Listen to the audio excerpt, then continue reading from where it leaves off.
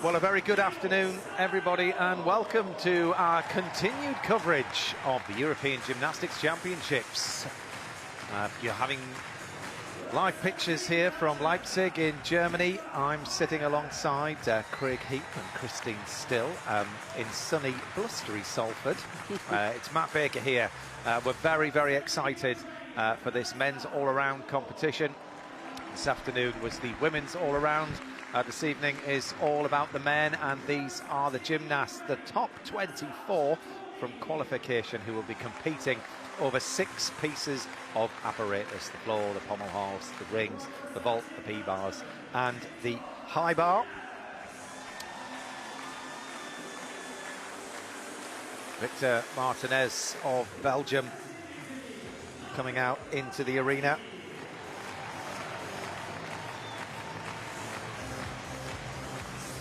Mario Macchiati of Italy. So this is the second group that are coming out here. These are the gymnasts that have qualified just outside of the top 10. Anthony Monsar saw him brilliantly compete in the mixed team event yesterday. Yumin Abatini starting on pommel horse, a great piece of apparatus for him. He qualified 5th for the pommel horse final. It's going to be an interesting battle, this, Craig and Chris, because the current holder of the title, Marius Georgiou of Cyprus, he isn't in this final, so we're going to see a new champion here today. And as I say, 6 pieces of apparatus to battle around. It's a long way around, and consistency is the key. It certainly is, and I guess I don't want to say it's a little bit easier for the men compared to the women, but we have 6 pieces of apparatus. So if you have a fall or a slight mistake, there is the potential of clawing back onto the podium. But with the women, it's a lot more difficult with only 4 apparatus. I think it'd be great if the Swiss could take the all-round title, but I'm very excited to see what young Luke Whitehouse can do for Great Britain. We've also seen over the past few years the Hungarian Mezeros. He's really come through the ranks, so could he win the all-round title? Well, you mentioned Luke Whitehouse of Great Britain, and here he comes. He was looking on song in the men's team final, which they were victorious. They took gold. Mezeros of Hungary. He's one to watch for me, I feel. To be honest with you, all of these lads are very, very capable. Noah Seifert, he's actually the highest qualifier for this all-round competition. And you're going to see Jamie Lewis of Great Britain now. Here he comes. Great reception. And Jamie is the national champion. He won the British Championships reasonably recently, back from injury, but a great junior record. Yes, Beth Tweddle and myself were talking about him earlier on. He hasn't long been up in the senior ranks, but he's made a real impact.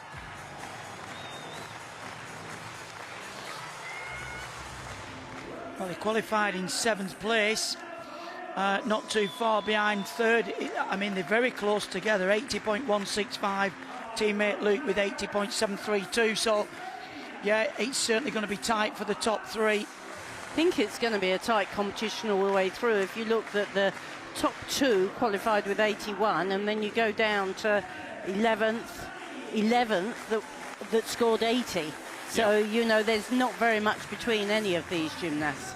Yeah, it's going to be very, very close, a real battle. And as we've seen, obviously, in the women's falls will be costly. But if you're high on your difficulty, then you're still in with a chance. Anna Barbosu fell on beam and still managed to get herself a medal. Incredible, really. First medal for Romania on the women's side in the all-round for 12 years. But Manila Esposito, she took the gold, retaining her title. But as we were saying earlier on, Marius Georgiou, who won the title last year, is not in this final, so we're going to see a new king of the all-around crown at these European Championships. Here's an idea of who's starting where. We've got 2 British gymnasts in the top group that are starting on floor. A lot of interest here, and yeah, Luke Whitehouse qualified 3rd. This will be his first international senior medal at the Europeans if he was to medal in the all-round, as far as the all-round is concerned. Yeah, we're used to seeing him starring on the floor exercise, yeah. but this is all about the all-round. This is the 6 pieces, very different. Different deal. I just wonder, you know, psychologically, he's going for his 3rd floor title, and I wonder, would he swap the gold on the floor in the finals for an all-round medal? It's quite an interesting debate, really. Quite an interesting debate, but these 2 youngsters are putting their names down firmly as wanting to be all-rounders for this cycle.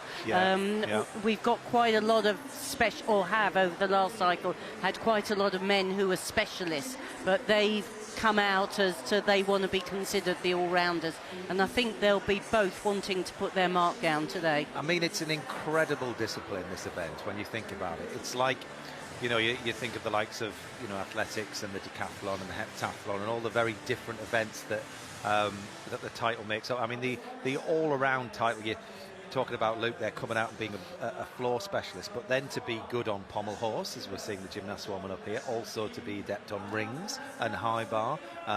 So, yeah, it's very difficult to train for all 6 pieces throughout the week and then get ready for competition too.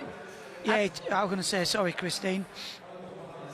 No, absolutely, and I was going to say it's also, you know, you want to have your specialism, so he will still want to be considered a specialist on floor, but he's got to find time to do that and do the other 5 pieces as well. It's a big ask. Yeah, and to have unbelievable difficulty to be able to compete on the international stage. It's not like, oh, we'll go over to floor and just do a few forward rolls and cartwheels. Yeah, and I think, you know, we've talked about this as a blue ribbon event. This is the one I think that gymnasts really want to win. Being the master across all the 6 pieces of apparatus, or 4 for the women, it's something that you train for, and then due through natural selection you might go off and become a specialist.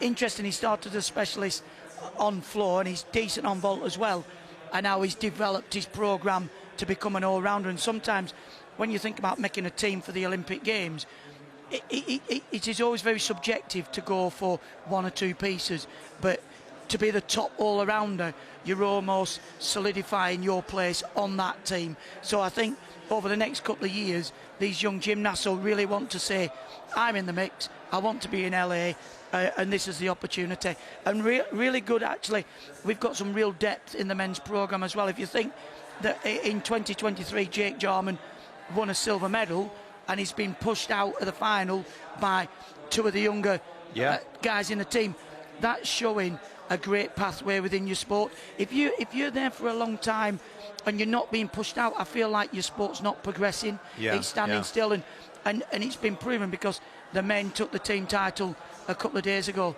Yeah, and almost, I mean, it's interesting.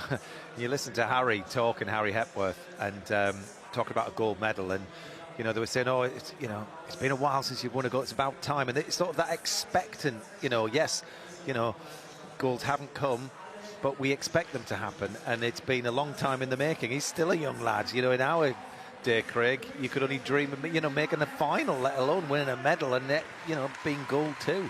Yeah, absolutely, and just being in the arena with the dominant forces around Europe or the world are at the Olympic Games, and who'd would have thought that Great Britain, certainly on the men's side, I mean, the women have always had a real presence. I think back to Sydney where I competed, we had a full women's team. We've always been around the top 6, but to have a full men's team now and to be winning medals internationally has been a huge transformation.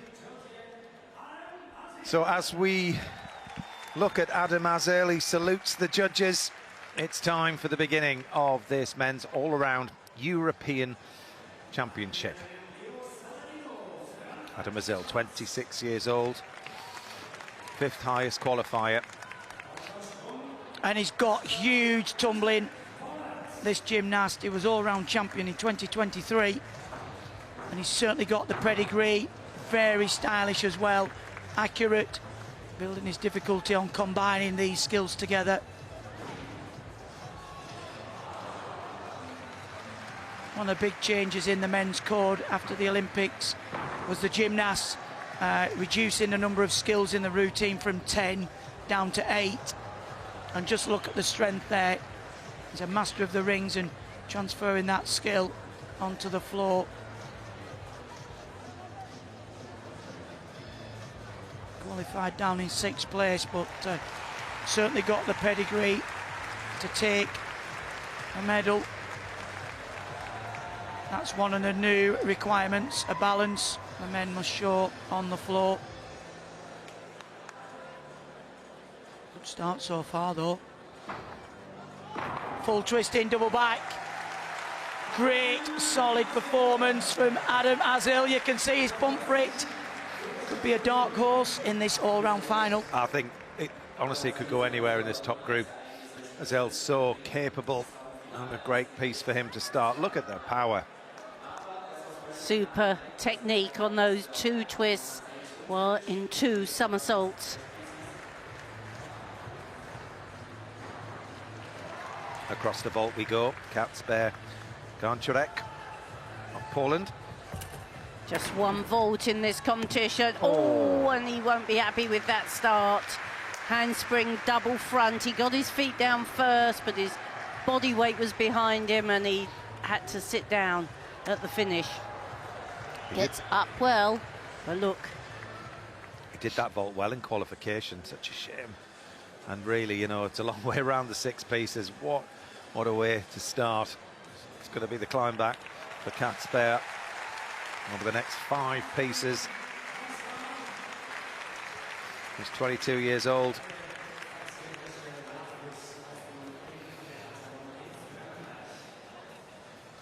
Matteo Giubellini will be the next gymnast to go on floor. But not before Adam Azil. Takes off the precautionary bandaging. And receives his score.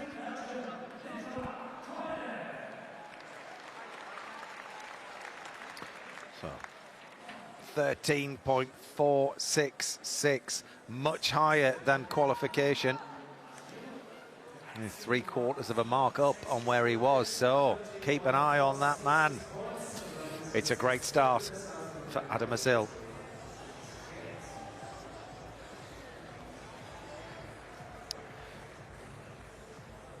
Matteo Giubellini was the 4th highest qualifier, just 20 years old. He's one of the youngest gymnasts in this top group. Really made a mark since he came on to the senior stage. He got the 10th place at the Olympics in this all-round competition. Well, another gymnast with huge potential. Very efficient first tumble. And again, really secure on the landings.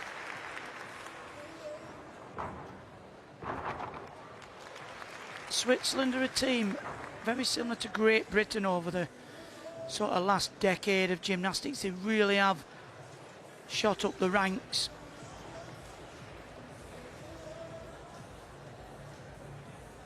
That's nice work. Good clearance over the floor.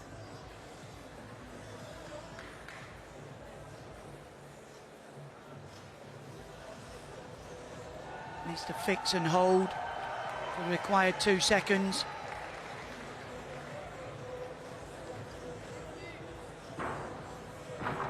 Well round the 2.5 twist. Makes it look so easy. This gymnast frame really suits the twisting elements.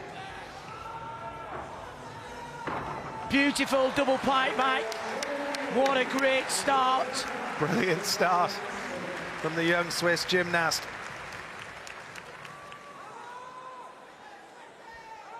First chance to see a gymnast swing the pommel horse. Often referred to as the men's version of beam. Yumin Abedini. He's in the pommel final, so this should be impressive. He's heavy there. Well, very original start. This is all about generating the swing, breaking into the flares. Good separation in the legs as he travels along the horse. The turn there, that's the spindle. Even more difficult with the hands on the outside of the pommel handles.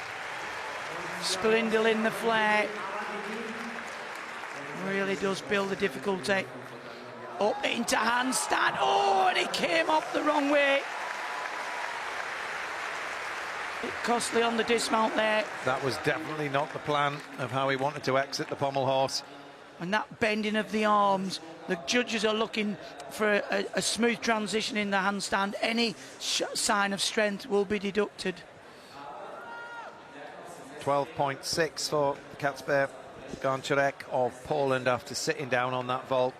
Still a high score from a sitted vault. Yep, 1 whole mark off for the fall. Wow, 13.733 sees Giubilini go ahead of Adam Asil. He's leading the field at the moment, but for how long? Because Luke Whitehouse of Great Britain is an absolute master on this piece of apparatus. 2 times European gold medalist. He's qualified, of course, for the floor final. The British floor champion opens up his bid for an all-around medal at these Europeans. Come on, Luke. Well, watch this big opening tumble, a triple back somersault. Just that little adjustment on landing, but this is a very crucial tumble. Double twist into the double front. Did really well there to control with the step forward. That's better.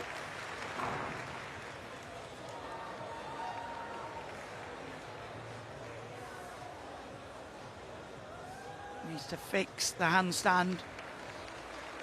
Part of the requirement, a non-acrobatic skill. It's not just all about the big tumbles. That was beautifully done. Double pike front somersault. It was a bit edgy on the second tumble, but for now, he's settled in well to the routine. Very well there, the triple twist. Come on, Luke. Easily done. Double twist in, double back. Great start for Luke's. Got to get into the 14s. Really needs a big score. Very strong start indeed. He was, well, always going to rely on floor to try and offer him those extra tenths. Look how much time he's got to let go of his knees, plant them on the floor. It's not just a triple round, it's a triple landed as well. And this is so impressive. This is just textbook, isn't it? Hands in front, bend the knees, snap the feet together. He's a very well-disciplined gymnast. And that was a great start for him.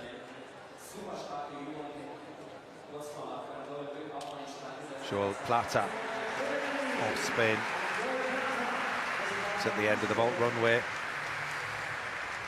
It's outside of the top 10 in the all-round last year, finishing 11th. Real power here. Oh, and he just got those feet down. The handspring double front with the half turn. His ankles will have felt that deep landing. I felt his ankles then as well. He didn't quite block right the way through off the top, did he?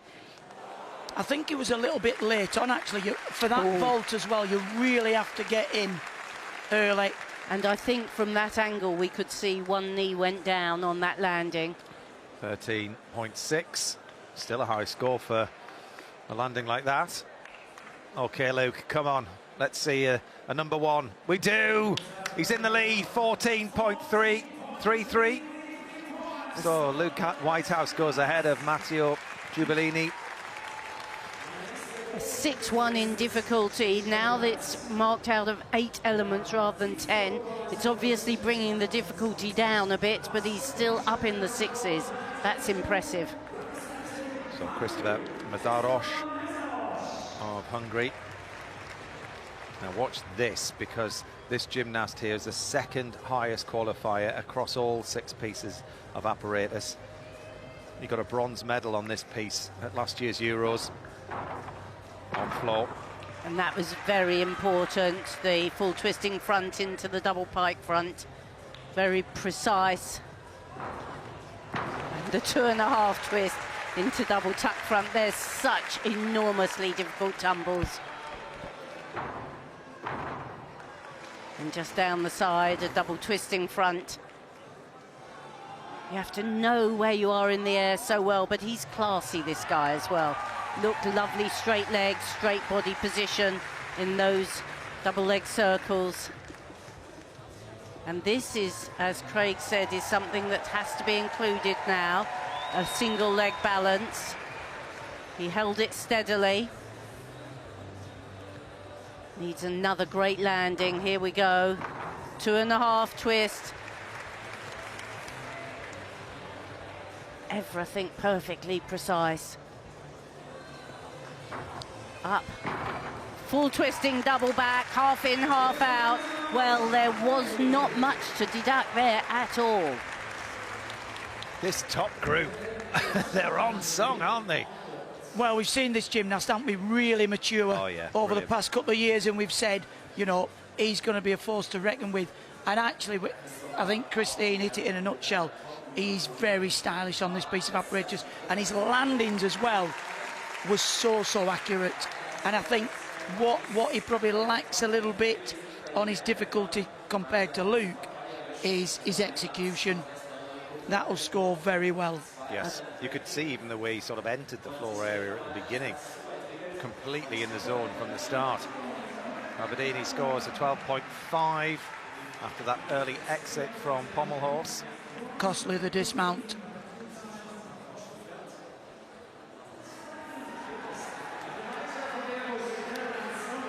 So across to the end of the vault runway, and Elijah Favorus, he's a huge vaulter.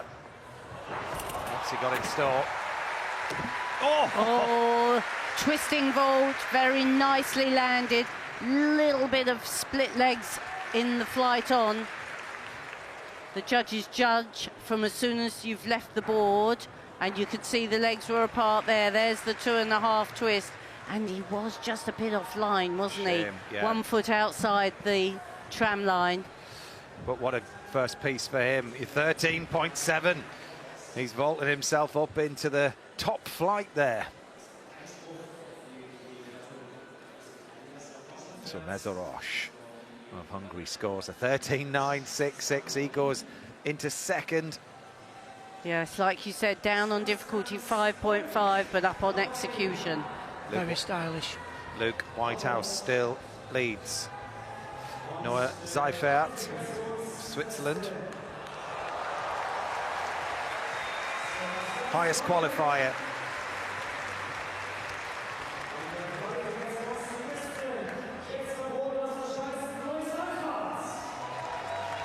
Didn't have a happy time on this piece in the mixed team final, but he's got some skills. Oh, and again, struggled a little bit with that first transition, full twist into the double front. That's much better, very neat. The double pike front somersault.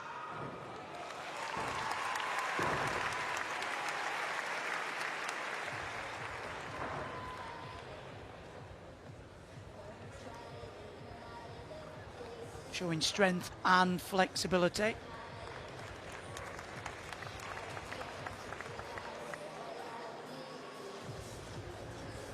Interesting where the gymnasts choose to show the balance.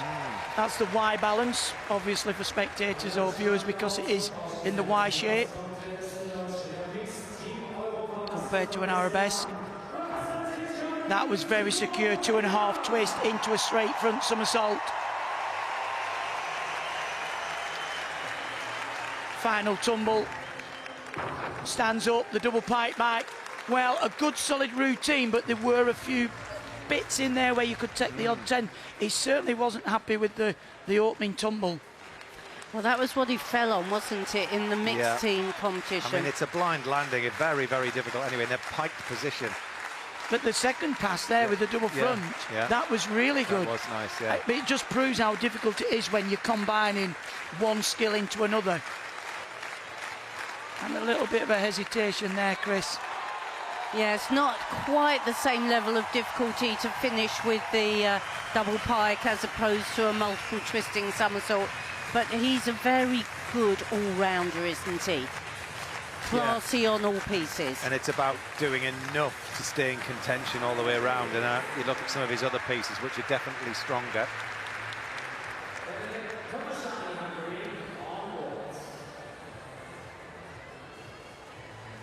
So another Hungarian in this all-round final. That's Benedict Conchani.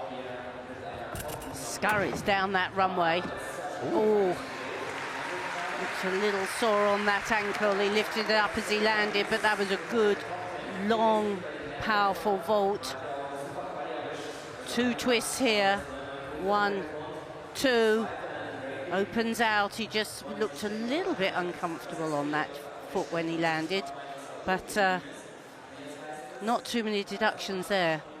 Noah Seifert scores a 13.133, puts him in 11th, but keep an eye on him because he's got some strong pieces to come. On to the last gymnast in this top group, and it's Great Britain's Jamie Lewis, the British all-around champion.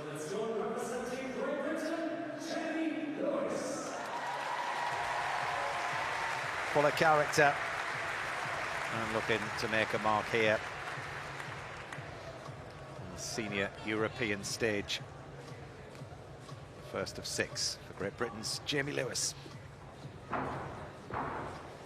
Oh, and I could just see there that first full twist.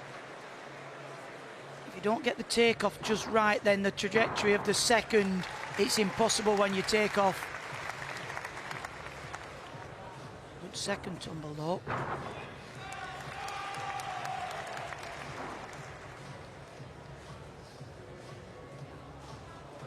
Lovely flare work into the handstand, back down into the flares.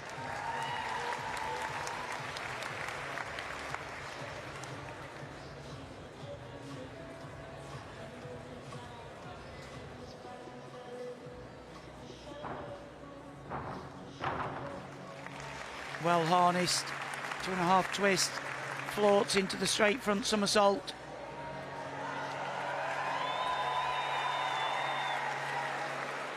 Takes a big deep breath, fill the lungs. Lovely double pipe back. Well, what a shame, because if he hadn't fallen, it would have been a different story. But there's some wonderful work in there. I mean, gosh, you know, what he's lacking in senior experience, that's going to come, you know, it really is. He's got a wealth of skill. Nils Dunkel of Germany in front of his home crowd. Listen to the roar as he steps up to pommel horse. Germans traditionally not their best piece of apparatus, but that was smooth, straight into the handstand. Working the one pommel. Oh, lovely skill there. Lots of originality. Maybe we have a German pommel worker after all, Matt, because this is good work. Yeah. Difficult. The forward travel and backwards. Magyar Shavado, quite common. Lovely there on the woo. Up into the handstand. Yes. Great routine.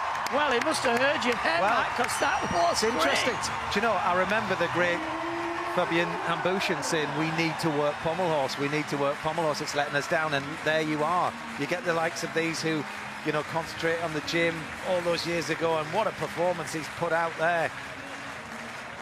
Nils Duncan. Great style, as you have to have on the pommel horse. It's so difficult to hold this body straight while you're circling as well, but he showed that style throughout the routine. And excellent into the dismount, right up through the handstand and round. Well, I mean, it is one of his best pieces. He did get a bronze medal at the European pommel horse finals 3 years ago. Well, 13.8 in qualification. Sebastian Spunik on vault. Norwegians renowned for good vaulting, and he's showing you just that lovely double front with half turn. Nailed that landing. Look, he gets the hands in really fast, up 2.5 somersaults, rolls round the half turn.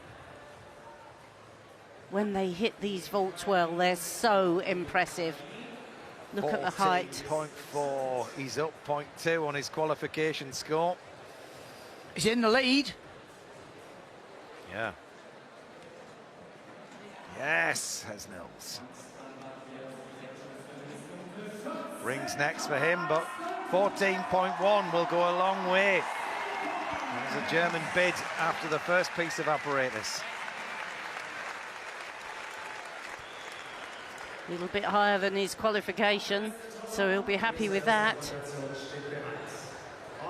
Casimir Schmidt of Netherlands, he qualified 12th for this all-round final. Actually got a 13th place at the Olympics in the all-round final. Managed to 13.3 in qualification on this piece. Gymnasts in the second group. The Olympic order is floor, pommels, rings, vault, parallel bars, and then finishing on high bar.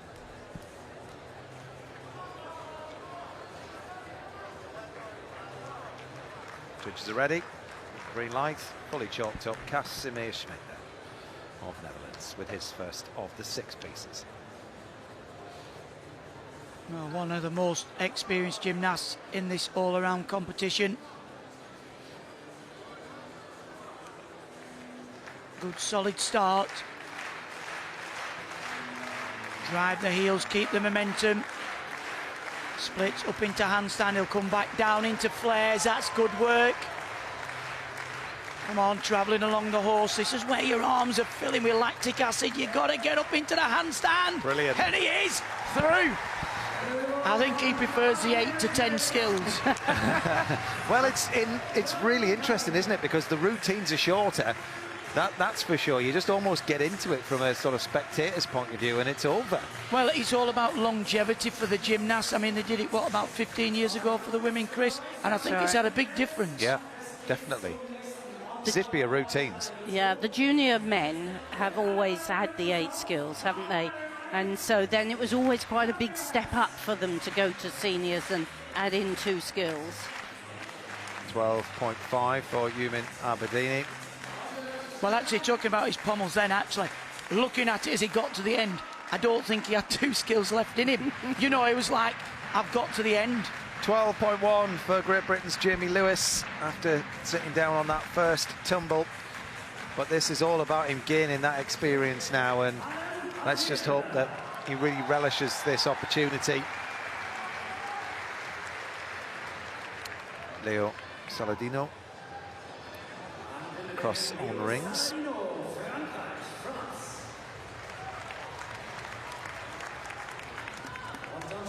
And France have a tradition of strong rings workers. Our first look at this beautiful body shape. You have to hold each of the strength moves. Here we go again, hold without moving. That's good. But it's if you link the strength moves together that you get the big bonuses. However, you have to be able to swing as well, and that was beautiful swinging between the rings. Finishes in a good handstand, swings again to handstand. And after all that strength-sapping work, you have to have a big dismount, and he certainly had that. Double twisting, double twist. Very nice work. And a 13.566 would be very helpful on rings.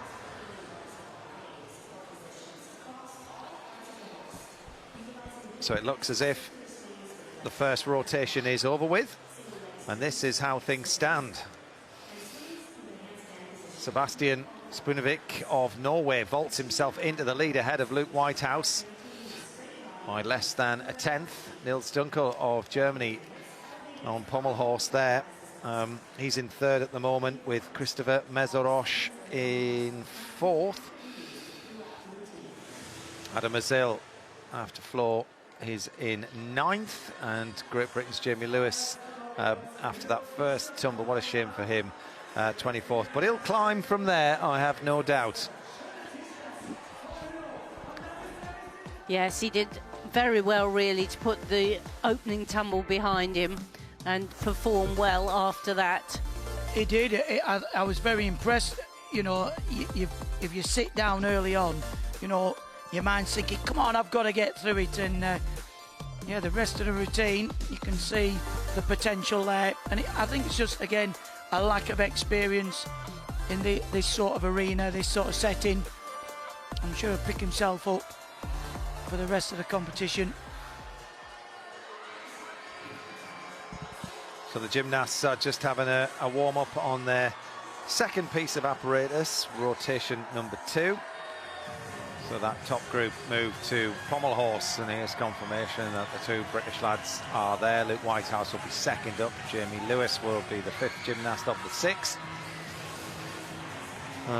But I think Luke will be pleased with his positioning so far. I know Spunovic has a very, very high score in vault there, but he won't be able to maintain that for another 5 pieces of apparatus. And Luke is strong, but not the strongest bid from Great Britain on pommel horse this year, which is, you know, quite interesting when you think back to our history and how brilliant we've been on pommel horse and how we've used that to really, you know, boost the all-round scores. Well, it's interesting as we've followed the gymnastics. What tends to happen with the nation is somebody becomes really good at something, and it's almost like a breakthrough, and everybody else follows on. They learn from the coaching, they learn from the routine construction. Yes, we had a really good dominance of pommel horse, but actually we were quite poor on high bar and rings, and then Courtney got good on rings, then we got good on vault, and it tends to work in shifts. If you think about on the women's side, when Beth worked really well on bars and became really good, it's almost like then Becky Downey followed in the footsteps of great bar working. I always feel like you need somebody to break through. It not necessarily mean that we're really bad at that, it's just we follow that, and unfortunately pommel horse is a bit of a weakness at the moment. But if I'm looking at the scores with the group going on to pommel horse now, they are all pretty low on that, apart from Giubilini from Italy. The rest are 12s to 13s. Do you follow that, Beth? I mean, Craig was talking about you as if you weren't here there. You are sat at the end of our commentary bench. But it's interesting that you get those trailblazers within the national team that really do make the others realise it's possible and train alongside. Yeah, I think because the younger generation are then training alongside the senior gymnasts, and the coaches are learning from the coaches. They learn how to play the code of points, what's the best execution, what's the best routines, how to compose a routine for that apparatus. But I think it does go in phases. Great Britain were traditionally, on the women's side, quite poor at vault, and then we made quite a tactical move to get stronger on vault, and you could see that over the past 10 years that they really started to come strong on vault. Okay, well, on we go then with the second rotation. Nicola Coela starts things off for us. Oh, and that zipped through the air, but it never came out of the tuck, did it? The trick with those vaults is you've got to get up, get in tight to your tuck, and then time exactly right when to come out. Unfortunately, the floor hit him before he made that decision to come out. Well, it looked like he was going to do a half out because he had such height there. He was like a spinning top. And that's what's difficult about the double front compared to the half out. You have got nothing to fix and turn into. So, yeah, unfortunate. So, Matteo Giubilini, fourth highest qualifier.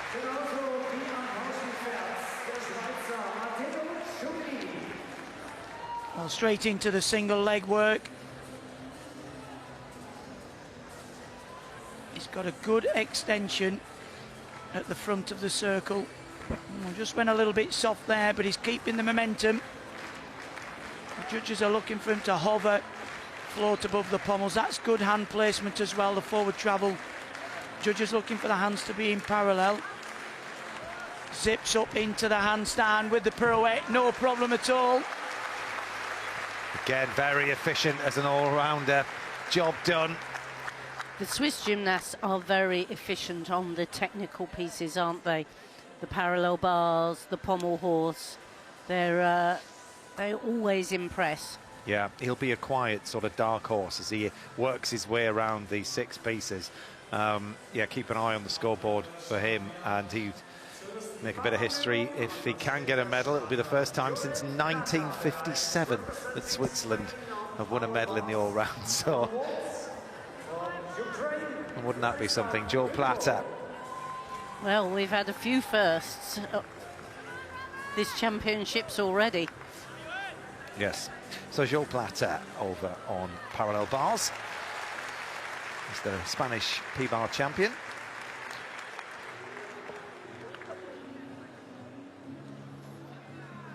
Starts very comfortably.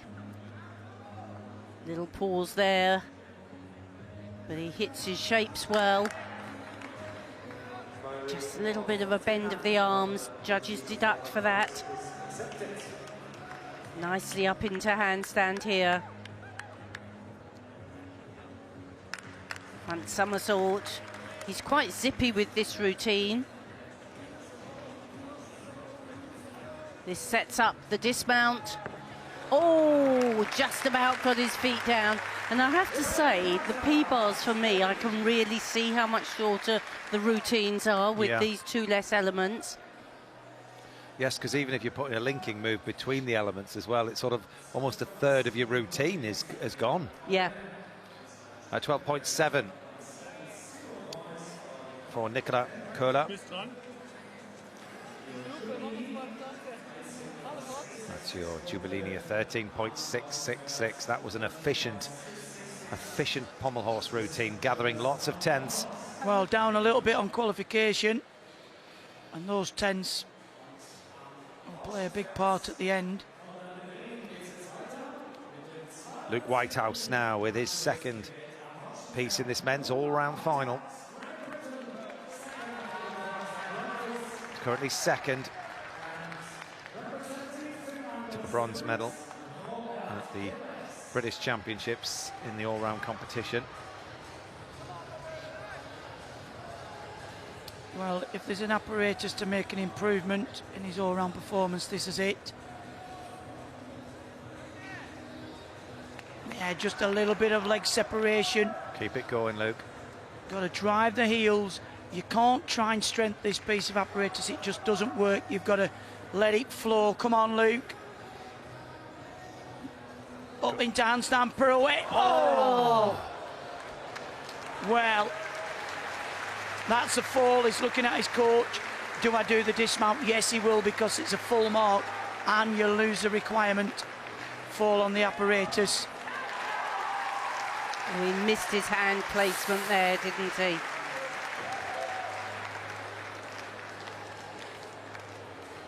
Up into the pirouette now, no problem, 2nd time round, but that will probably be costly. Ah, what a shame for Luke. I mean, it was needed that extra strength in that dismount, and it was such a strength-sapping routine that by the time he got to the end, he just ran out of steam, didn't he? He did indeed. That was the 2nd try.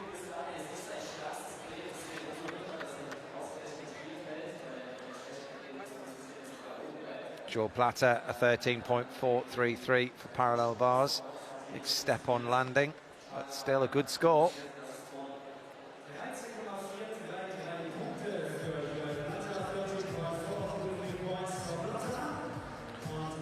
Elijah Fabrus of Netherlands.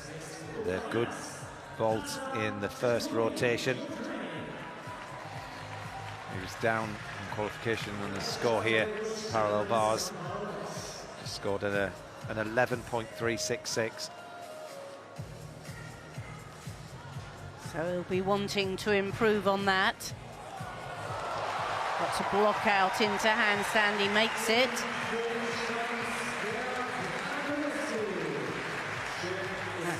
He can swing nicely. It's a little slow, but that was better. He hits a good handstand shape.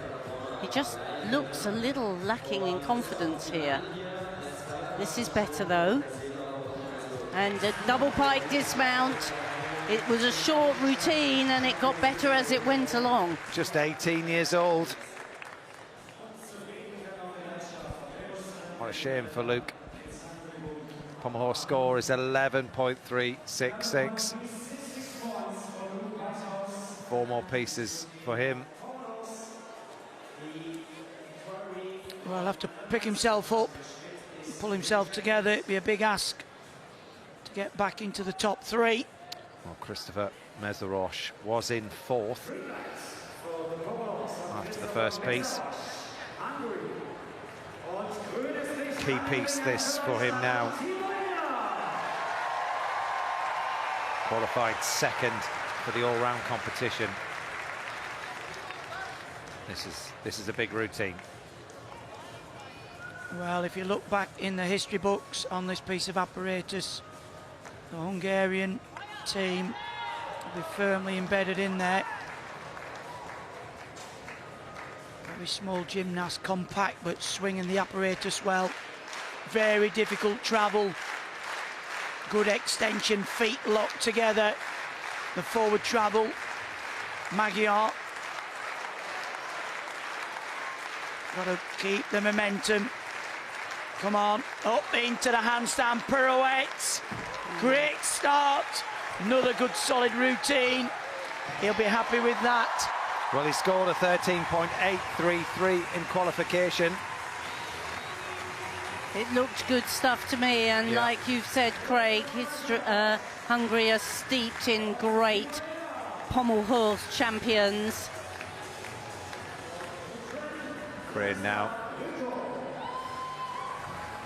Vladislav at the end of the vault runway. And we expect to see great vaulting from Ukraine as well. And that was a good, stylish double twist. Vladislav Riko scored a 13.333 in qualification, so he's just down on that.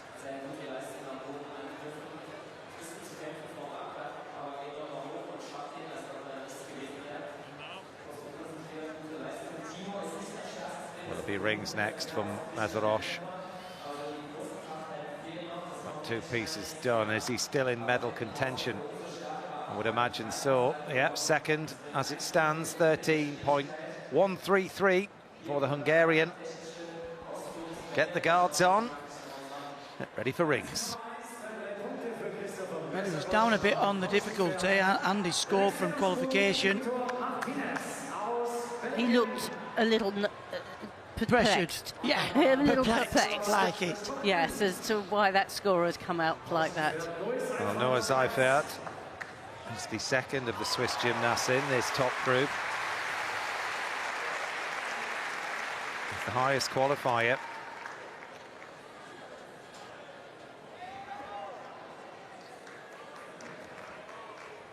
Good secure start. Oh, and a bit wild there, but did well to control, keeping the shoulders directly over the support. The handle, that's the tricky part. Breaks into the flares. Travelling forwards and backwards.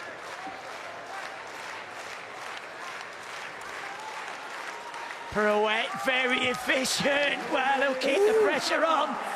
I'll tell you what, there was a couple of good rescues in there, wasn't there? Even at the finish, he had a little moment which he managed to control.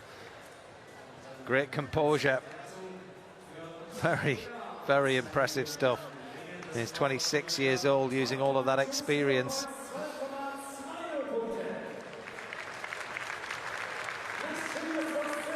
So across to Nils Dunkel with his 2nd piece. The German was in 3rd.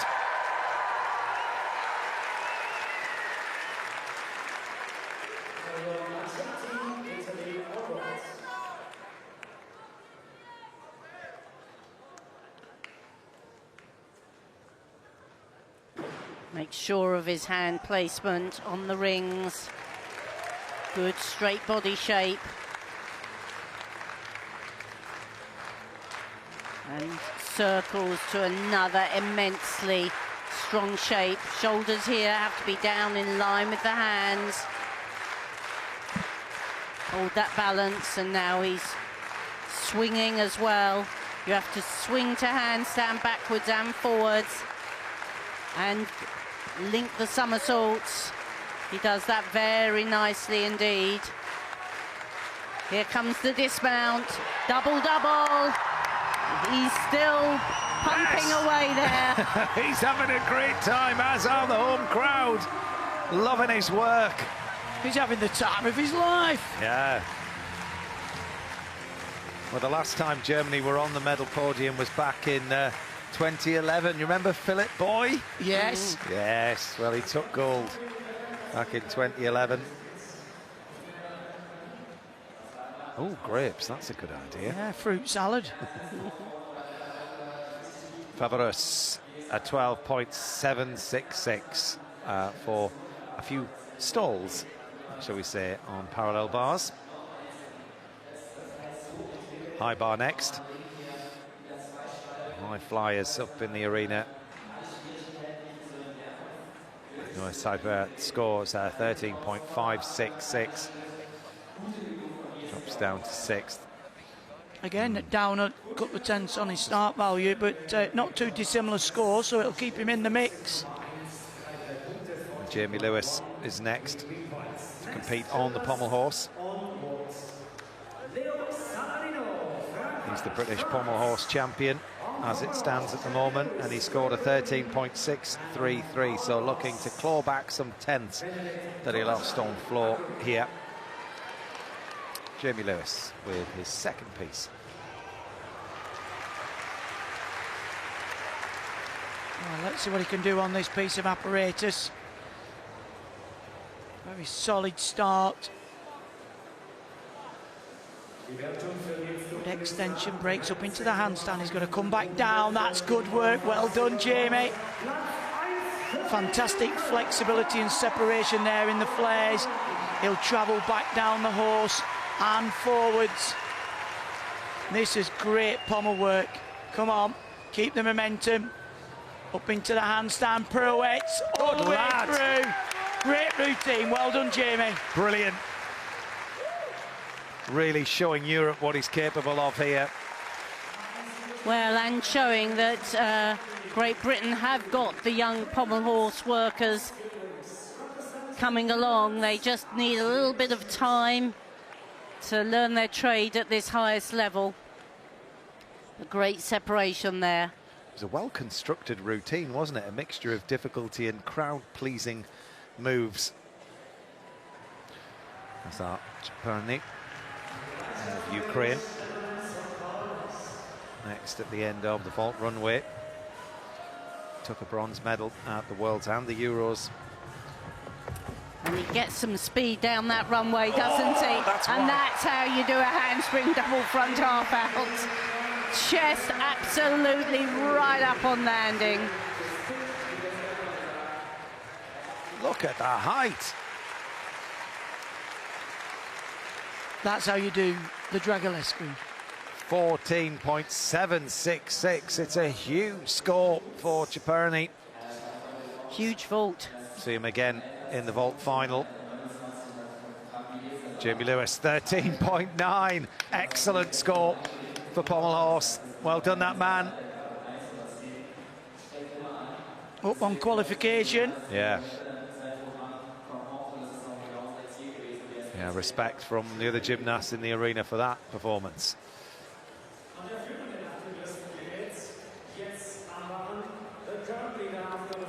Sebastian Spunevik from Norway.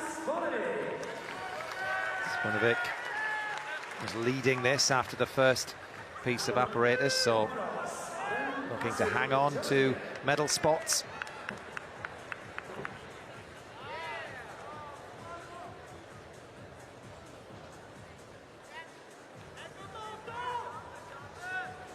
Good control. A little bit rushed in that phase of the routine. Hand shuffle, not the most difficult. Big dismount though, double back with a full twist. Well, you don't see many dismounts like that. I think the last time I saw that was Marius Uzica of Romania. probably a good 20 years ago. Niels Dunkel scores 13.5 for rings. No wonder he's happy. He's in the lead as it stands.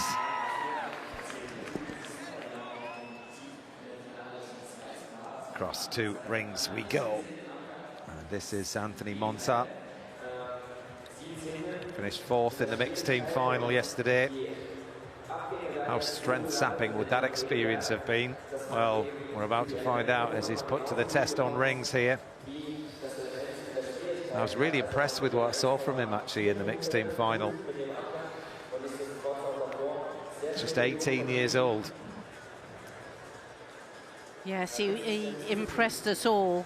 And we didn't see him on rings, actually. No. That was, the men didn't do rings in that mixed team competition. But he looks like he's strong. Well, it'll be interesting. And He's able. 18 years old, so he doesn't have all of that kind of senior strength development yet.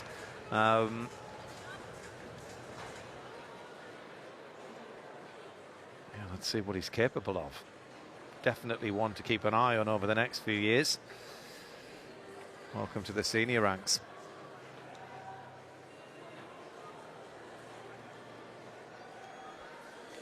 Immediately to a strength position, you need the feet as high as the shoulders there. And he lifts to a good controlled handstand.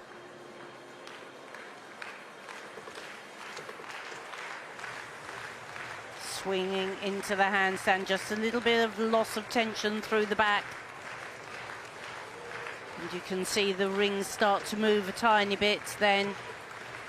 So good, double twisting, double back, but a little bit short of the strength elements, and I think that'll affect his difficulty score. Yeah, a little bit of a nervy performance there in the handstand. The swinging part was really good, the double pike front somersault between the rings, but then when you get to handstand, the rings are wanting to move all over the place. You really have got to harness your power to hold them still. Big dismount.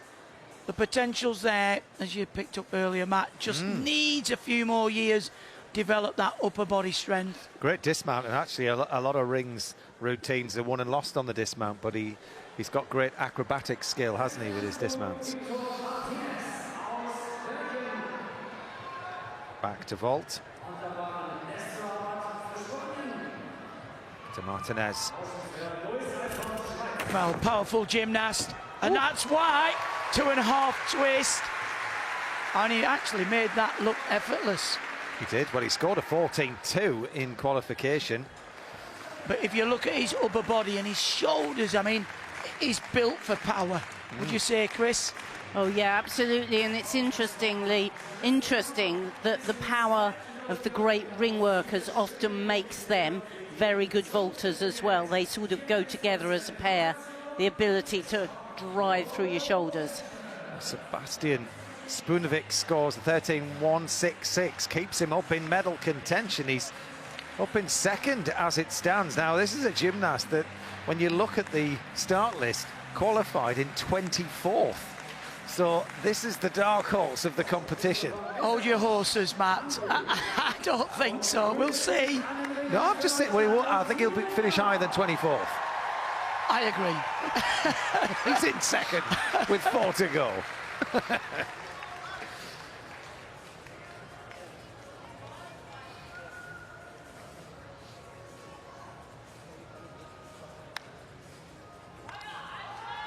So Timo Eder of Germany.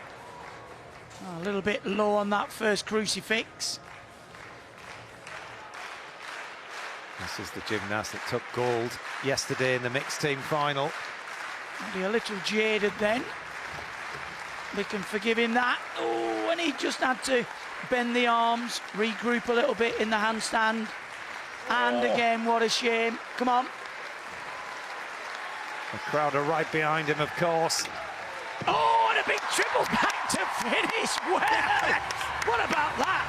Absolutely cramming in the difficulty. 12.2 he scores, but give him extra points for effort. I mean, how he managed to just calm the rings to get that triple away. Love it. Anthony Monsart, 12.7 for his rings.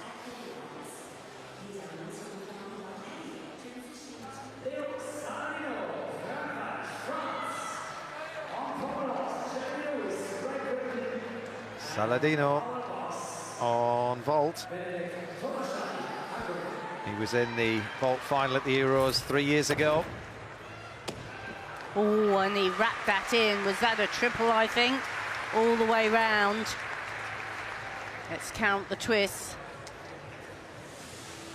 He turns on 1, 2, and a 3. Triple twist, one of the most difficult vaults you'll see. Bit ragged on the landing. Nearly 3.5, wasn't it? 13.966. Well, actually, vault is an apparatus where they have actually dropped the scores in a line with the other apparatus, losing 2 moves. So it makes it more difficult to get a big score, but that's a huge vault. So after 2 pieces of apparatus, Nils Dunkel of Germany leads this competition in front of the home crowd. Sebastian Spunevik of Norway currently in second. Leo Saladino, after that vault, is in third.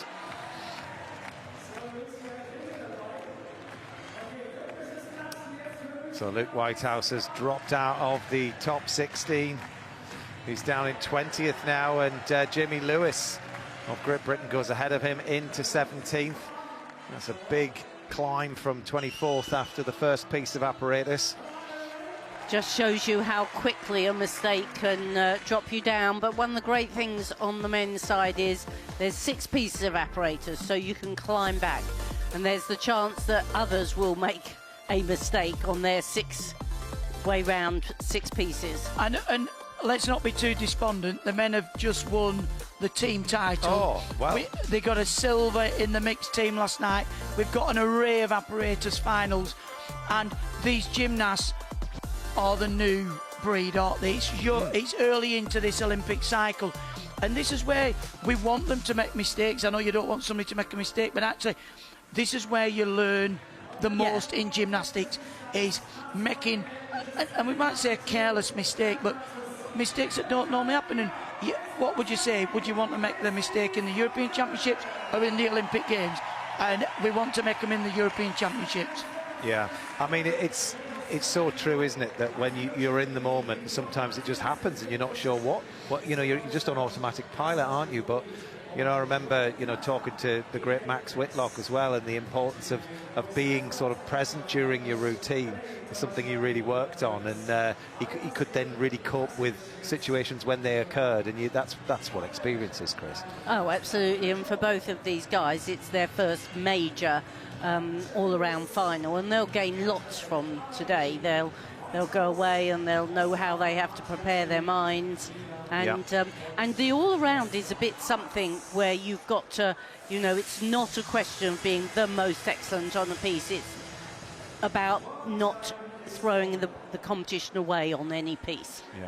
Yeah, I agree. And if you think about, you know, you've coached Alice through the biggest part of her life. She had really bad competitions, but that's probably been her greatest strength when she steps up at the Olympic Games or on the floor, and that's why she won all the titles she did. Yeah, you have to start somewhere, and you learn from your mistakes. Robert Kiermes of Finland starts off the 3rd rotation. There's 6 pieces of apparatus in this men's all-round final.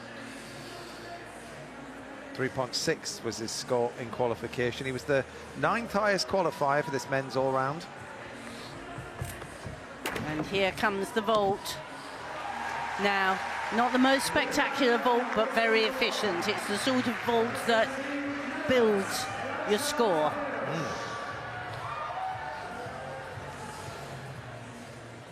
To be a good all-rounder, you have to have your pieces that are great, but then you have to make sure that you're efficient on all the others. So Luke Whitehouse now on rings. Got to put all of the upset that happened to him on pommel horse behind him now and just focus on the next 4.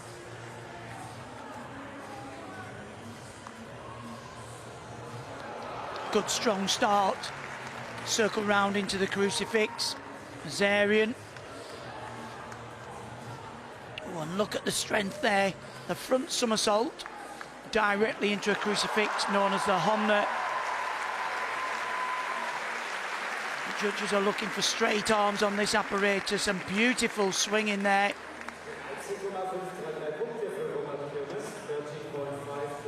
One of the requirements the gymnasts have to swing into a static handstand. Watch the big dismounter now. Another triple Yes! back for Whitehouse. He's brilliant, isn't he? I mean, he's the ultimate rotator. He did ever so well as well to just kind of manage the swing that he had on the rings there. Luke Whitehouse back in the game. 13.533 for Kermes of Finland for vault.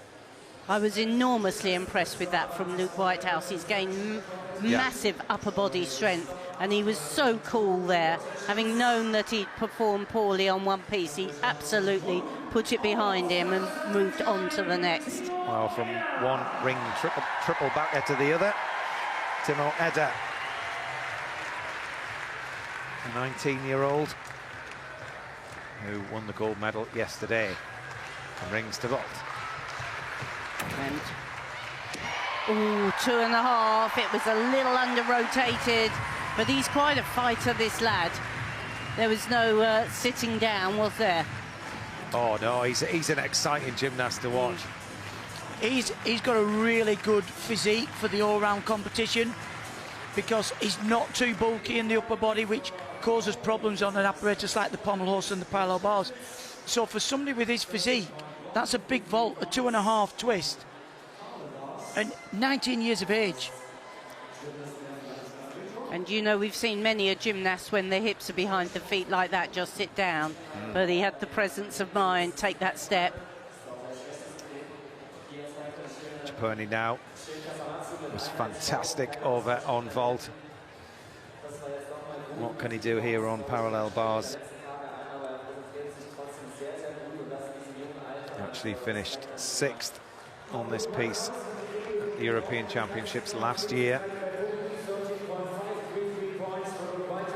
Going to go over 13 for sure on this piece.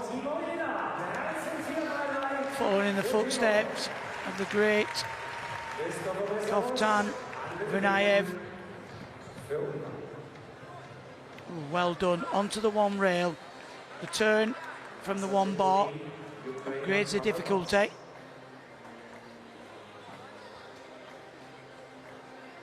Beautiful transition there. The Tippel will work back along the bars now, changing body shape.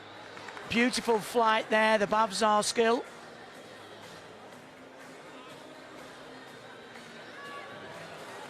Come on, dismount to go. Pops up, the double front, good routine. Little soft in the back in a couple of places, but packed with difficulty. He did, he worked his way and forced his way through that routine, building every 10th as he went. Timo Edda scores 13.433 for vault. And over to his compatriot. So, Nils Dunkel, listen to the roar as the current leader steps forward, ready for vault. Well, such a different piece of apparatus this. We've seen him on rings and pommels. Can he explode now? Ooh, and he doesn't find that quite so easy, does he? It was a very long vault, a bit of a step to the side and going out. He didn't quite get the pop off the top he'd have liked. Well, he had a look down straight away to the light, and didn't he? Had a little smile to himself. Oh, he got his feet down. It was good enough. Yeah, it was good enough. I mean, it's over so quickly, this piece. You can't really react at all. You just got to go with it and make the most of it, haven't you? And he does exactly that. But you can see they're not quite such easy pieces for him as rings and pommels. It's hard to see whether he's fully out the lines, which is a 0.3. Let's have a look. Yeah, you could see him drift there. Drifting. Oh, no, that's all right. Oh. Yeah, he managed maybe a 0.1. Luke Whitehouse on ring scores 13.533. Up into third, but there's still a lot of gymnastics to go here. But he's good solid performance that. He should be happy with that. I don't think pommels was too big a problem for him. It was uncharacteristic. It was just on the dismount. It's not like he hasn't got the capabilities. No. Again, probably something he's never done in training, so it's down to a learning experience. 13.733. Ciperni goes up into second. And keep an eye on Ciperni, because he qualified 14th. He's quietly working away in the background, but he will climb. High bar next for Ciperni. As we stay with parallel bars, this is Victor Martinez of Belgium. He scored 13.133 in qualification, so he's pretty handy on this piece. He's great on vault, wasn't he? He was. Well, he has the shoulders for vault and rings, so it's whether he's got so much bulk he can swing the parallel bars. We shall see. Well, 13 in qualification, not too shabby.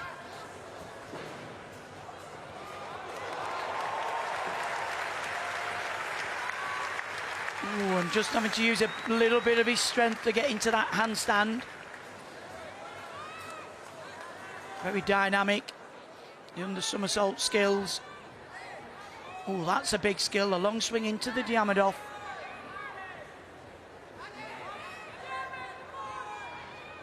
Down onto one rail. Gymnast can do that. Oh, and he's having to fight.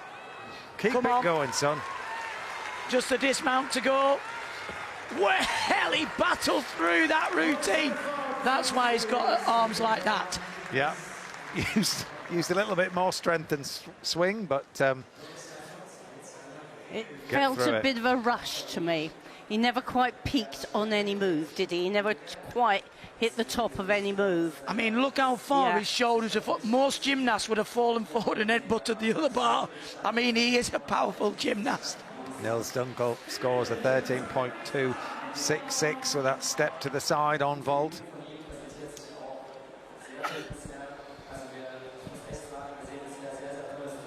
High bar now.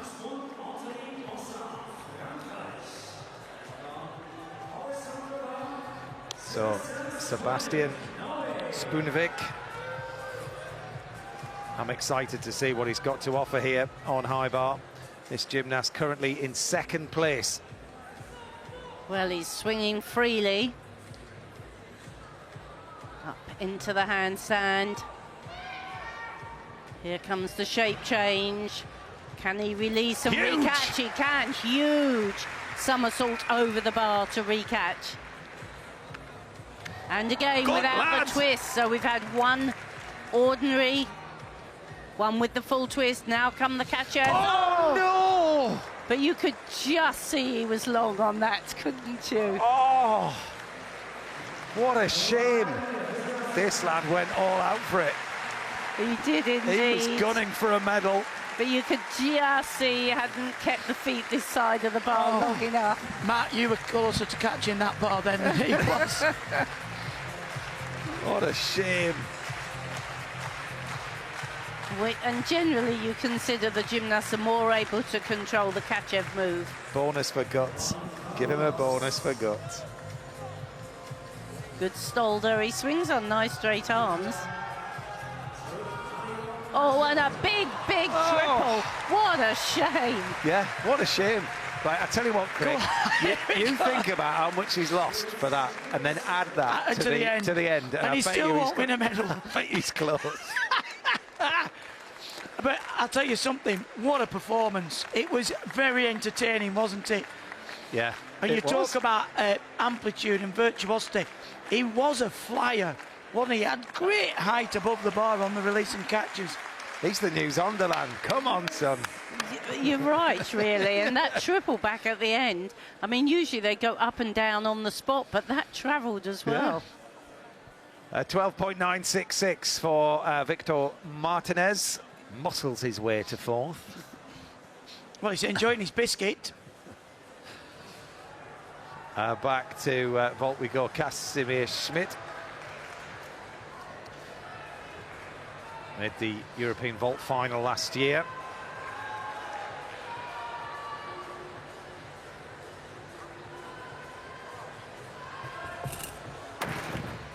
Oh, that was excellent, wasn't it? Beautiful. A little bit less of a high tariff because he didn't have the half turn out, but you don't see many of these vaults that plop out of the air as efficiently as that. He opened out at exactly the right time. Graceful. A 14.1 for Casimir Schmidt. I think he was as surprised as anybody, wasn't he, with the look on his face? I do agree with you there, Matt. He made that look graceful, which is quite a feat when you're talking about men's vault.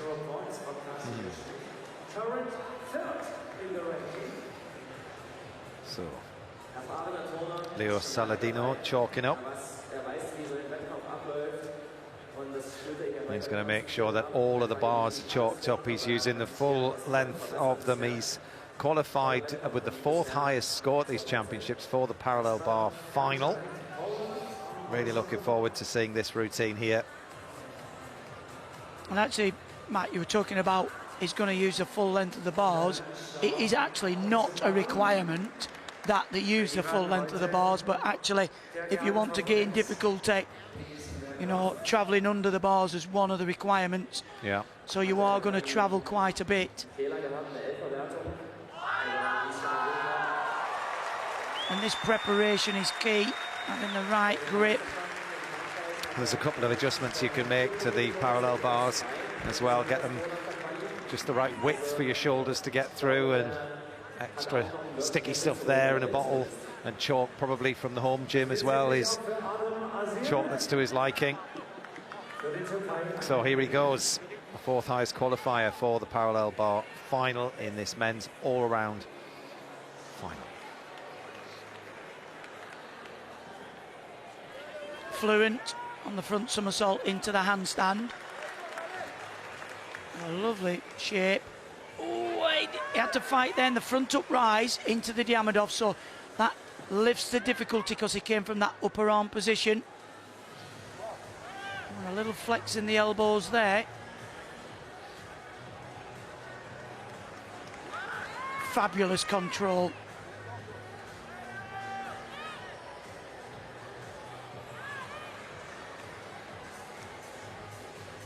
Still going. He's still going. He hasn't travelled along the bars much at all. No. Oh, but what a finish. Double front with a half turn. He pretty much stuck in the middle of the bars there. Absolutely nailed that landing, didn't he, the 22-year-old? See you again in the P-bar final. Lovely line. Sometimes for me, he just flexed his knees a bit when he kicked up the front. But super body shape, and very efficient with his pirouetting. So how costly was that fall? 11 scored for Spunvik. Well, it was the mark-off, but he also lost the value of the move. He didn't get credited with the Kachev. We'll add that on as well, Matt, at the end. Okay. Yeah, do it. Probably a 0.4. Yeah. So 1.4. I'll make a note of that down here, Christine, 1.4. Since when have you been on Matt's side? I can feel a bit of animosity down towards this end of the table. Well, this lad has made it through into the high bar final. He got a bronze at the Europeans on high bar 2 years ago. The high-flying Joel Plata of Spain. Well, good one-arm work to start. Squat dislocation. And with the half turn then, oh, that was very well linked straight into the full turning Kovacs. And here we go again in the straight position. Really efficient here. Now here we go into the Kachev. He made sure he caught that, but he brought it in a little bit close. He's had to use a bit of an exit here, but a hop full turn. Off we go into the full twisting double straight. It needed a bit of rescuing in the middle, but very exciting work. Well, the hairband's still on, and let me tell you, there was a couple of hairy moments in that routine, weren't there, Craig? There certainly was. He is a very exciting gymnast on this piece of apparatus. And I don't know whether, when he'd seen the previous gymnast fall on the Kachev, that he thought, yeah, I need to pull it in. And a few of those were very close, and the judges are looking for a catch on full stretch. And he does really work the bar. Look, winds up, changing body shape. Very precise on the dismount, the full twist, and the double straight position. His hairband stayed on, but Craig's didn't. He was jumping around. I was flinching a little bit there. It does make me flinch, the high bar, to be fair, especially when they get a bit close, because it's made out of high tensile steel, so if you crack your head on that, which I've done many a time, it tickles a bit. Oh dear. Matteo Giubilini on one of your favourite pieces, Craig. The rings. You've cracked your head on him a few times as well. Thanks. Very quiet start.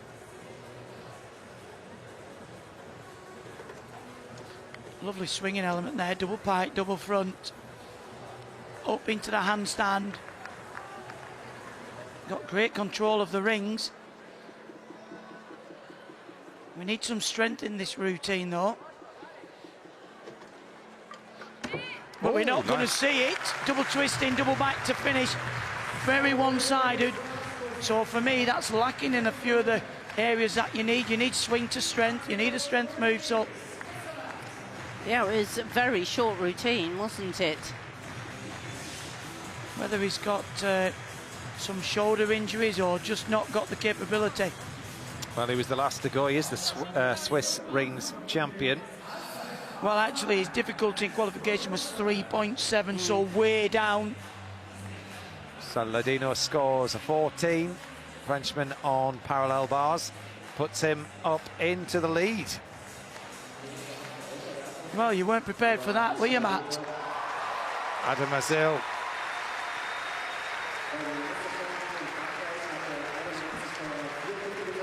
Adam Azil was the European champion on this piece and a world champion back in 2022. And he's the second highest qualifier for the rings final, so he's been a bit quiet as far as the standings have been concerned on the first half of this competition, but he'll rise after this. And the massive strength in his shoulders. Look at that, beautifully held. And again, another strength move. Such a beautiful shape. You've got to be horizontal to the floor. When you do this one, shoulders down in line with the rings. Physically, he's so suited to this apparatus and can hit that good handstand shape. He's got wonderful control through the middle of his body. And this is where he really gets his difficulty score up, by adding all those strength moves together. He has to swing as well, and that was effortless. And a double twisting, double straight, one of the most difficult dismounts you'll see. Great work. And so important, that dismount for him. He absolutely smashed that routine. Well, that's probably one of the best ring routines you're going to see of this championships. Absolutely dominated from start to finish. 14.766 deserves every 10th.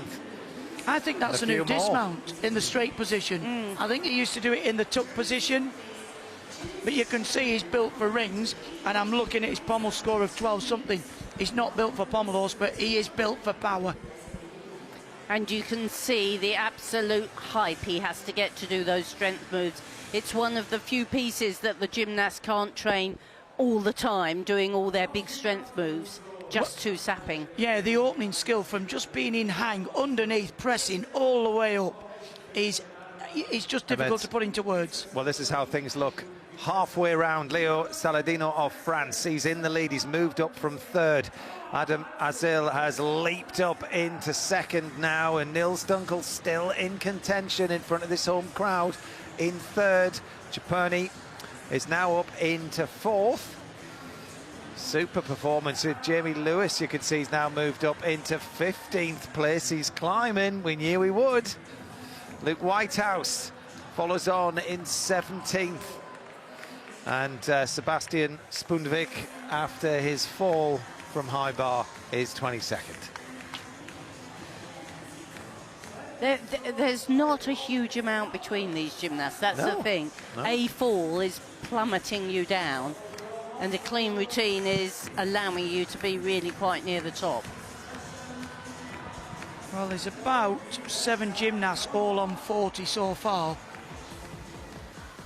And then 2 on 41. It's whether Saladino and France can hold on with it. Can hold it, yeah. Azil, I did say, could be the dark horse of this competition. Just whether that 12.833 on pommel horse will be too costly later on in the back half of the competition. Well, Saladino didn't score highly on high bar, to be honest, which is his next piece. So he put in a 12.066 there. So it'll be very, very tough in piece 4, 5 and 6. Well, if he fell in qualification, that'll put him another mark up, plus the skill potentially. It'll be interesting to see the positions after this rotation. High bar is a piece that's very difficult to score highly on, isn't it? You know, 13.9 is the highest score I'm looking at here. Well, you see, the judges are looking for the execution of the twisting elements that turns up in towards the handstand. So if you pass the handstand and you're looking, if you imagine a clock and you're 5 past, 10 past, you know, that's when you start and pick up your deduction. So if you're even past that, sometimes it questions whether it's worth doing or not. And then again, we're looking at the releases. You know, they want you to catch up full stretch. Well, the difference between full stretch and off, the margin for error is so small, so you tend to pull it in because you want to stay on. But again, that's a heavy deduction. Yeah, I think it's similar to the women's bars, really. Yeah. You know, you get big deductions if you're not hitting those handstands. So Mezarosh is the first gymnast chalking up at the end of the vault runway. We're done for our warm-ups. We're about to get on with the second half of this competition. So 6 pieces of apparatus, 3 are done. Christopher Mezarosh.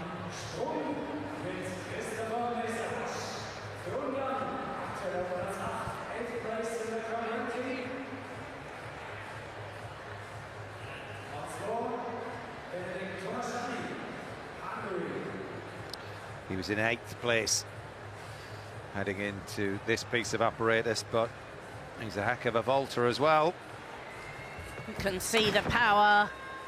Lovely twisting, handspring straight front with double twist.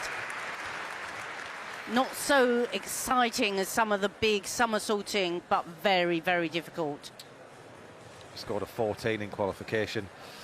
He has got the physique for twisting, hasn't he? And the all-around competition. Really powerful, really efficient. And that is a very difficult vault because you really have to accelerate from the springboard. So Chapani just outside of the medals in 4th halfway round.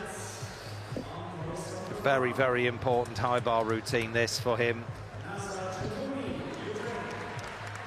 Can he get up close to the 13s and over? That's what he's after.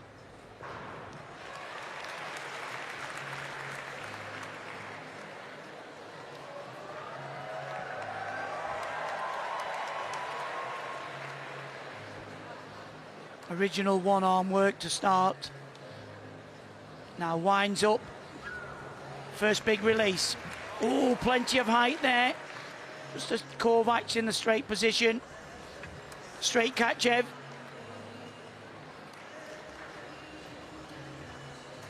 And again in the straddle position. In-bar work. One of the requirements. Dismount to go, winds up, kicks in, double twisting, double that's straight. Brilliant. Well, not the most difficult on some of the releases, but actually the way it performed, and we talked about execution on high bar, should score well on execution. 13.833, just a little bit down on qualification, but a big score for Mezarosh. He'll move back up the rankings now after that. Good execution score in the 9s. We haven't seen many of those today. No. I said he's a very efficient performer, isn't he? Vaulted back into first place anyhow. As I've had a quiet competition so far. He was the highest qualifier for this all-round. He needs a big vault here to get back in contention. And the round off. Ooh, very well landed, but look, he wasn't that far away from the platform. I'd be surprised if that was quite the score he needs. Well, we haven't actually seen many Yuchenkos on the men's side, have we, in this competition? But it was quite close to the platform, Christine, as you suggested. Chest was down a little bit on landing, and what the judges are looking for, as well as the height, is they want quite a bit of distance from the platform, and he might, well, he will get deducted for that. Efficient in the twist and good alignment, but he needs his chest up a little bit more. It just needs to be a bit of a bigger vault, doesn't it? Yeah. Higher, longer. He needs a Christian Thomas on there, doesn't he? I mean, he could perform the Yuchenko, one of the best that I think we've ever seen. 13.733, so a couple of tenths down on qualification. He looks tired to me, you know, and he was in that mixed team final, and you think, you know, how costly was that for him in this all-round as the highest qualifier? Yeah, well, I think we'll see the effects of that, won't we? Jamie Lewis for Great Britain now on vault. Working his way up the rankings. He's a strong vaulter, is Jamie, the 24-year-old. Oh, very nice. You see now he's a long way from the platform. It had height and length. He's a classy gymnast. His twisting, his legs beautifully tight together. He is, and if you just think now we're starting this is the beginning of his journey, really. There's more room for twisting in there, and you can see the difference between the vault before that. It's very long. Yeah, dead centre as well. Halfway down the landing mat and right in the middle. Great vault. He's really picked himself up from the start of the competition. Very impressive. How big is Japoni's score? It's 12.7. See, difficulty only 4.1. Good on the execution. Into the eights, mid-eights is good for high bar. So all eyes in this arena now on Nils Dunkel, the German gymnast who currently is in third place in this men's all-round final. His fourth piece of 6. He scored 13.8 in qualification, and he's in the P-bar final. So this another strong piece for Nils. It's been a good piece for Germany over the years. Go back to the great Marcel Neuyen. Oh, lovely work. Long swing with the Amadov. Nice and high there, the straddle front somersault.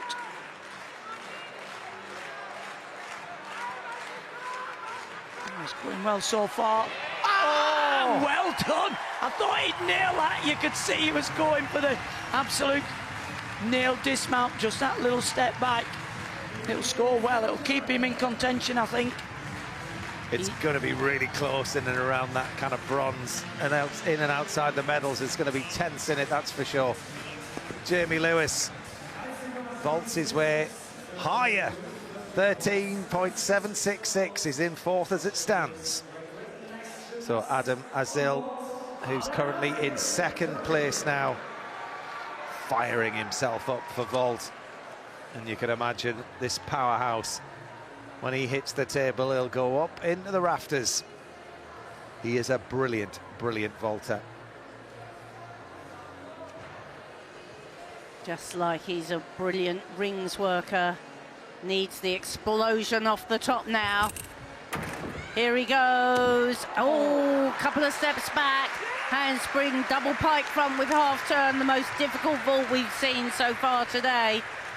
But the couple of steps back will lose a few tenths on the execution.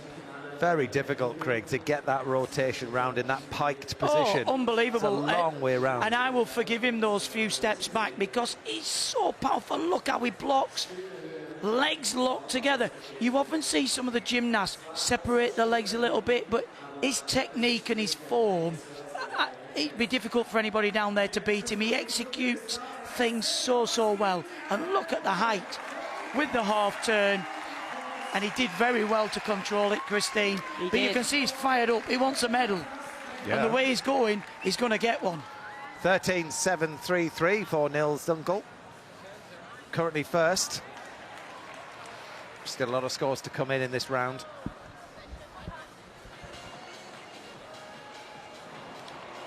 Over to the 29-year-old from the Netherlands, just adjusting the parallel bars. Casimir Schmidt.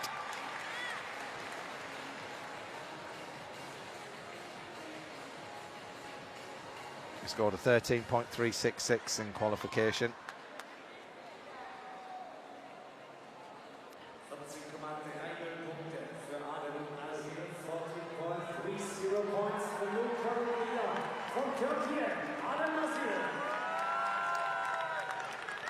So Schmidt was in 5th after the last round.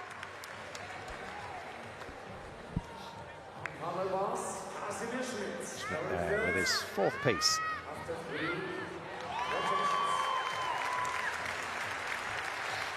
Tall gymnast.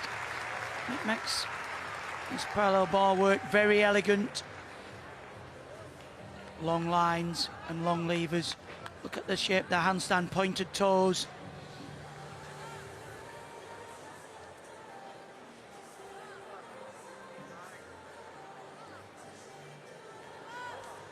Look at the extension, big dismount, the double front. The routines do seem so much shorter, and even though they've just lost 2 skills. Yeah. 14.3 for Adam Azil. He's up into 1st place after that huge double front pike with half-turn vault. Well, he upped it by 4/10, and he only had a 13.5 in qualification. I mean, that is to have that in your locker. That's the confidence, and he's got a couple of good pieces to come as well. Giubilini now on vault. 20 years old, 4th highest qualifier. And another good twister, but a deep landing and a step to the side.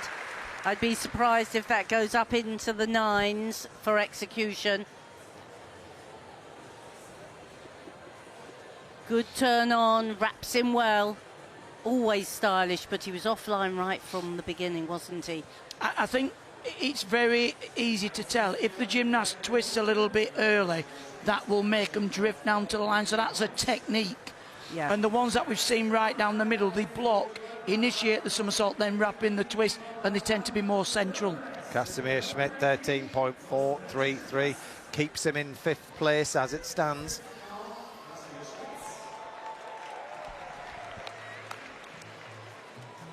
High bar next for Schmidt.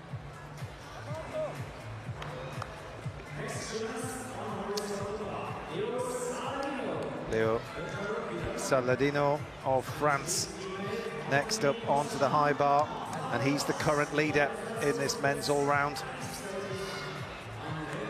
See how that handles the nerves of being the leader in this rotation. Oh, and that was very late. You know, I was talking about, you look at the clock there, you need to get to 12 o'clock. That was much better. And he connects it into the Kovacs. So he's definitely doing better. In-bar work, that's the Stalder. Just one of the requirements. Dismount to go. Winds up, changing shape, kicks up. Double twisting, double straight, great dismount. That was a great routine, apart from that, the full turn out of the squat this low.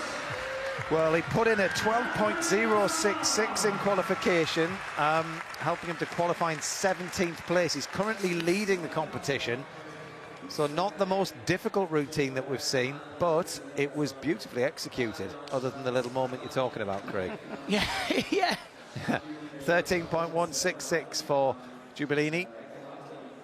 10th for him as it stands. Just drifting away a little bit, I feel, at the moment. But he's probably got good pieces, P-bars and high bars still to go. So Great Britain's Luke Whitehouse is the last vaulter in this rotation. He scored a 13.9 in qualification. He's a big, big vaulter. Brilliant through the air. Big block as well, those strong shoulders, helping to launch him up into the arena. Here goes Luke Whitehouse with his 4th piece. This European all-round final. Well, he needs a big vault here. Blocks in. Oh, double front, but that was a deep, deep landing. I think he kept his hips just off the floor. It was a bit of an early tuck before he'd really left the top of the platform. Yeah, I think he got it round. He did get it round, I think so, but it was a bit of a squeeze. Yeah, it was a very deep landing. Good form in the air. And the judges are looking for that kick out and extension. He's just holding that tuck shape. But he's quite a big gymnast, and that's a long way around.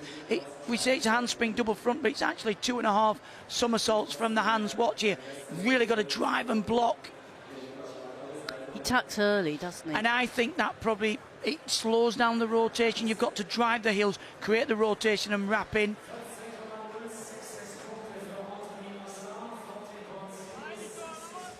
Saladino scores 13.166, so he's a mark up from where he was in qualification. Stays in the lead.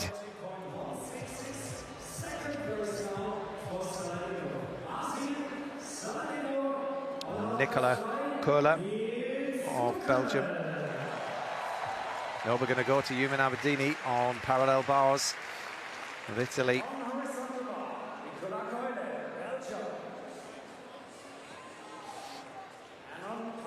Gymnast that took a bronze medal in the all-round last year at these European Championships.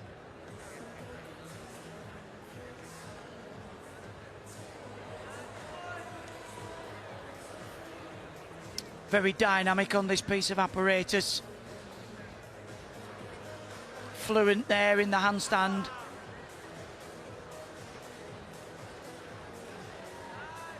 Another tall gymnast that works this apparatus well.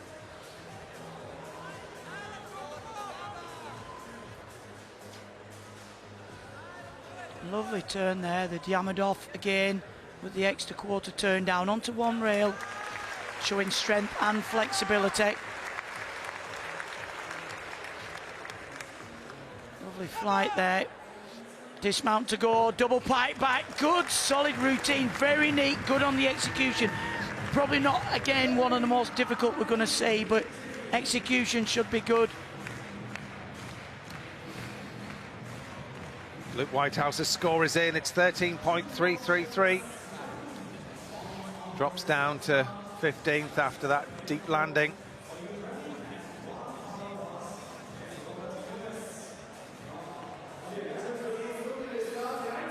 To Joel Platter. It's taken to the floor area.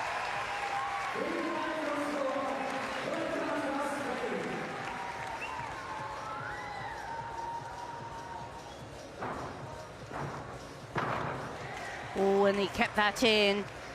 Double twisting front into double front. And a very nice double straight on the way back.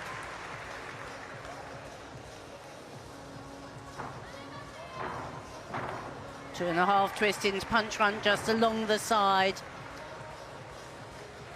These gymnasts are so aware, so spatially able to know where the floor is.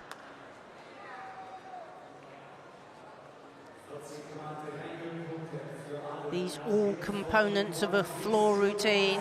You must show you can balance, so show you can do non-acrobatic moves. But most of all, you have to be able to tumble, and that's a beautiful double twisting, double back.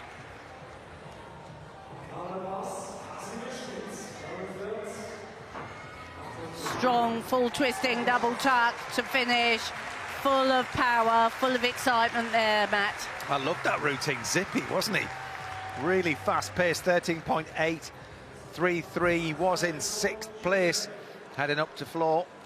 He's a very compact gymnast, isn't he? And dynamic gymnast. Yeah, brilliant, brilliant to watch. It's a 13th place now for Yuman Abedini. 13.4 for parallel bars.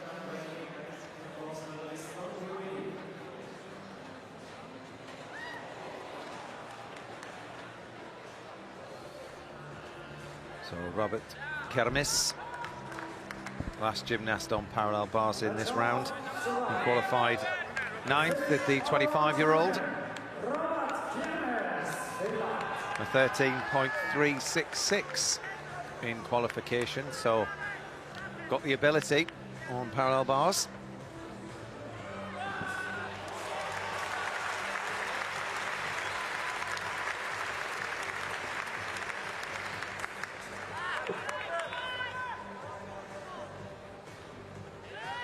Ooh, what a fight there, the front up rise with the half turn. Ooh, and having to use strength, get into that handstand. He's a little bit rattled. Come on. Just those little adjustments, these tense here and there. Good dismount, actually, it's a good way to finish, but it didn't seem very settled from the start, did it, Christine? No, he didn't, and he really just made us all realise how excellent the P-bar work we've seen. Yeah. Because when it's a struggle, it's a real struggle, isn't it? Right, that little drop of the shoulder and that dismount, adding an extra half turn, build the difficulty. That was very efficient. Yeah.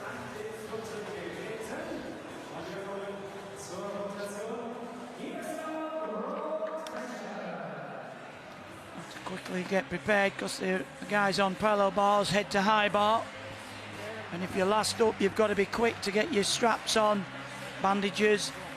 And of course, Craig, completely different set of handguards for high bar to P bars. And rings. And rings, yeah. Yeah. You meant rings, I'm thinking, I've never seen anybody with P. Well, actually, Yeah, no. there have been people in the past wear guards, war guards on parallel bars. That's looking like me. I've lost my mind. Yes, and wrist supports as well. Wrist support, yeah, sorry. I'm on your side, so I've got you covered. But what I meant was people would think that you use the same kit all the way around the apparatus, but it's all very different. Actually, it's the taking the tape off and back on that takes the real time, isn't it? And it takes the hairs off your wrists. It doesn't half make your eyes water. A chance to look back then at Anthony Monsart of France. This young lad. We saw him earlier on rings. He got to offer on parallel bars. Well, that was beautifully timed, that front somersault. And again, just lost a little bit of body tension. The full pirouette there. The aim is to swing back into that perfect handstand shape. Just like that. Oh, and that was very efficient with the turn. Up he comes to set himself for the dismount. Another super dismount. Fantastic. He was brilliant yesterday in the mixed team final, and continuing that. Look, he's gone north of 14.066. For Anthony Monsart, he qualified in 11th place. 2 more pieces then left to go. You can see the gymnasts warming up, and here's how things look with just 2 pieces left to go. So Adam Azil now out in the lead. Saladino is in 2nd. Nils Dunkel still in medal contention there in 3rd. Joe Platter, after floor, moves up to 4th. Chaputny has dropped to 7th, the Ukrainian gymnast. Jimmy Lewis is in 10th place. Slowly climbing. Yeah. Interesting, the top 3 from qualification aren't yet in contention for a medal. So it just goes to prove the depth within this final, how good it is. It's not just a one-horse race. And Matt, I just want to remind you, Adam Azil, Turkey, I did say he's the one to watch, and I'm confident now he's got 2 good pieces. I mean, what is it? He didn't win last time, but the time before, he was all-around champion. Could this be the 2nd time? I was going to say he's been here before as well. There's a lot of inexperienced gymnasts in this final, whereas he's one who knows what it takes. And you're right, that experience, he obviously played safe, because to get into the final, that's all you want to do, is get into the final. Up that big vault, he knew he had that in the locker, and that really has propelled him up the table. Well, here is that top group that moved now to parallel bars. And as Craig was alluding, it's a good piece for Adam Asil. He scored a 13.633, but he was the all-round champion from 2023. So Nils Dunkel on high bar. Can he keep in medal contention? 12.733 was his qualification score. Well, the crowd will certainly be behind him, Matt. Absolutely. Guaranteed.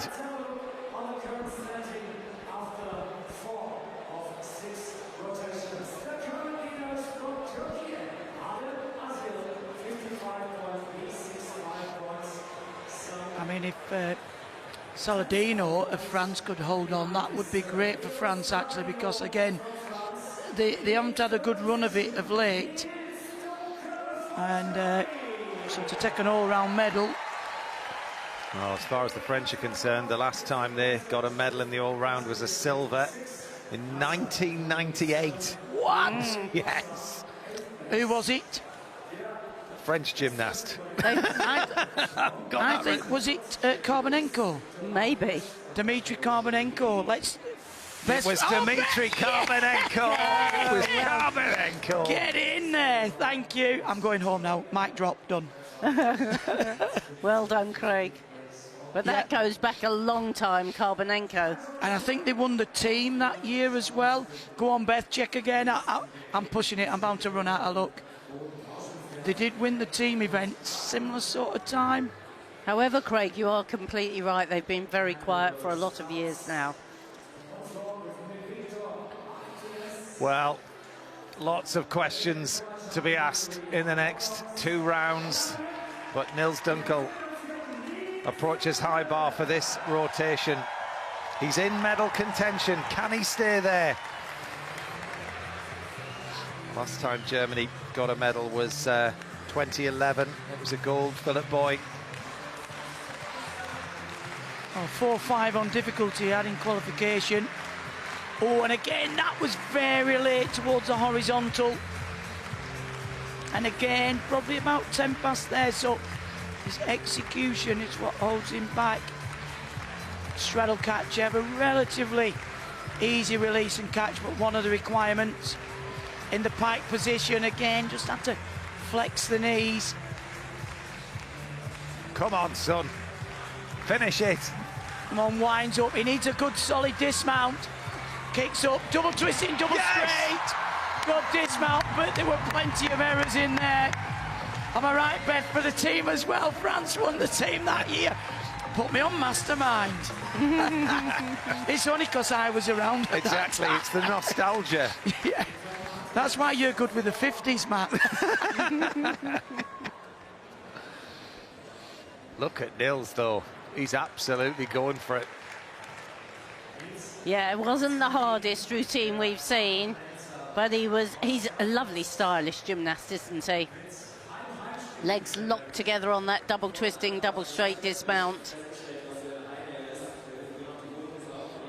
He's here to maximise his score. Is he going to better 12.733 that he scored in qualification? Probably not, I would say, but... we will wait and find out. We'll leave it to the experts. Well, he's sat next to us, Christine. So Noah Seifert, who hasn't had the best of competitions, was the highest qualifier, got a bronze at the Euros last year, but he needs a huge routine here. Needs high 13s at the very least. Well, he shows his lovely handstand shape to start. Super control. Lovely full turn. And movement between the rails so well. Nice high front somersault, swings out of it. ready to travel along the parallel bars, really swinging impressively. This is what we haven't seen so much of in this championships. Up into the handstand again. It's been very efficient so far. Can we see the efficient dismount? Ooh. Yep, just a step, but that was good, strong work. Blind landing as well, never easy. Come on, Nils.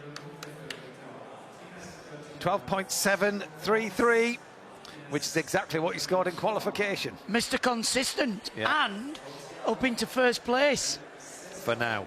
For now. Lots of gymnastics still left to go, lots of scores to come in. This is Casimir Schmidt. He bettered Nils Dunkel in qualification. And Casimir Schmidt was sixth going into this round. It's going to be very, very close. The medals, there's no question about that. Another very experienced gymnast, and that was better. That's what dislocation with the full turn. Got his hand back on, nearly at the handstand. He's taking a few extra swings to wind up into the next element. Good, Kovacs caught beautifully. And then the close bar work, swinging in that dislocated grip. A little bit untidy on the Stolder. But here comes the dismount. Oh, it travelled long, but he controlled it. Double twisting, double straight. He's delighted. Good routine, actually. Some original work. He's very stiff in the hamstrings. If I was his coach, he needs to stretch him out a little bit, because to get into the Steinemann work. Well, it is a big score from Noah Seifert, 14.266. Said we needed high 13s at the very least. He's gone over 14. And he's gone into first place. Yeah, it's the climb back from Noah Seifert as we join Great Britain's Jamie Lewis on parallel bars. The British all-around champion who's been climbing ever since his floor routine at the very beginning. He's on the comeback. Come on, Jamie Lewis. Solid start, fluent into the handstand. Good straight arms, the under somersault.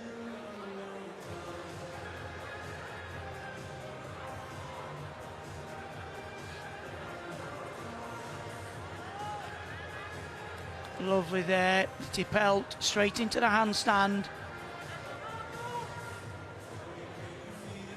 Very efficient routine. Oh, come on, that's it. Good lad. That's a difficult skill, turning back from the one bar. It's blind to catch. Come on, Jamie.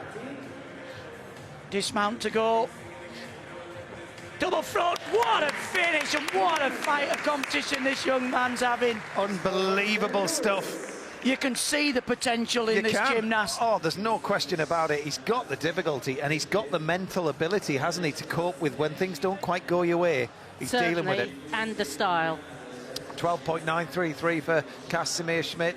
That's up on his qualification score. He's climbing as well. Up into third. Yeah. For now. That was an impressive routine from Jamie Lewis, even with the error in the middle. Leo Saladino, the gymnast, in second. Stepping up to floor now. 2 to go for him. Oh, very big. Opening tumble, triple twisting, double tuck. Oh, and made that look very easy, didn't he? Slightly overcooked the double front.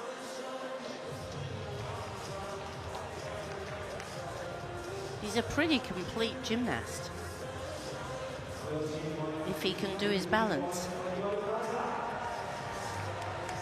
And he's steady, not the best shape, but he's certainly steady on the balance. Oh, super triple twist.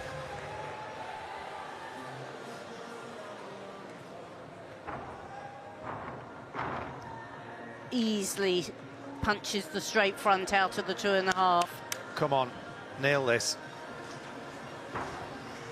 Double, double. Oh, yes! Well, that was excellent work.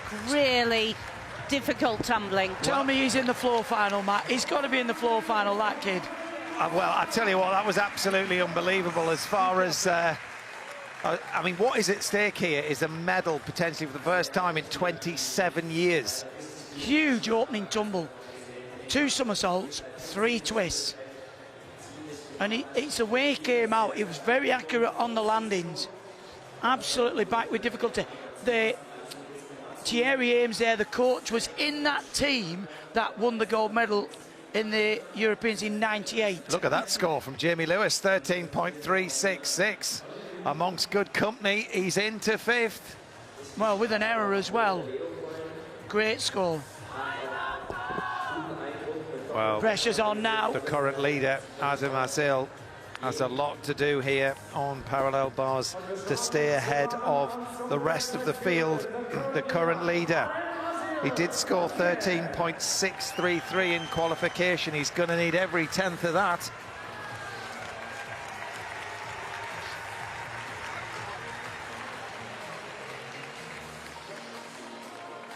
Fabulous control there. Very compact, precise hand movements are what is needed now. Go on. Oh, and he did well there. That's the McCut skill, that blind turn from 1 bar. That's what gives you the bonus points. He's got a big dismount. Come on. Double front. Oh, and that's how you do it. Magic. Well, he's on fire, on song for a medal. Well, he needs to see a joint score of over 68.564 to go ahead of Saladino.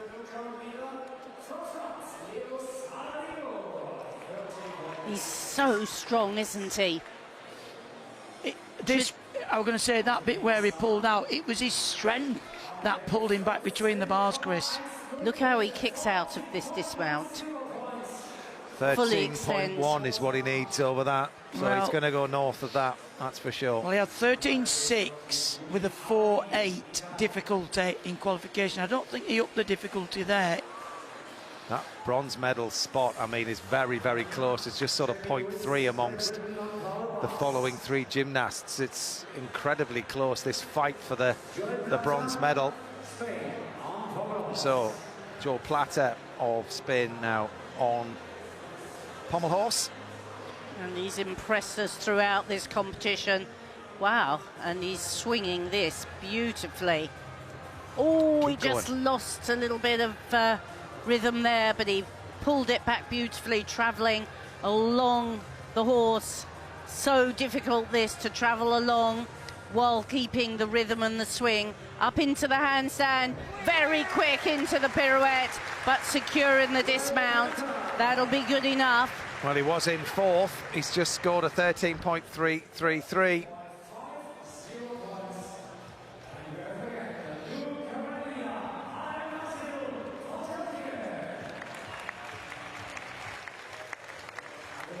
Just waiting for Adam Azil's score to be confirmed. Surely he's done enough to stay in the lead ahead of Leo Saladino. Will Noah Seifert have done enough to stay up in medal contention? He was the highest qualifier, Noah Seifert. But Adam Azil, yes, he goes into the lead, 13.5. 8.7 on execution, 4.8 on the difficulty. He's ahead by 0.3 ahead of Saladino. Well, he's been in this position before when he was against Jake in 2023 and they went to high bar. Yeah. So he's got the experience and he knows what it feels like. Can but the Saladino, pressure's on, massive. Oh, absolutely. Honestly, it's huge. And certainly when you go into a piece like high bar where we've seen how costly a fall is, you're out, you're literally gone. Giubilini now on parallel bars. Beautiful in the long swing Diamondov.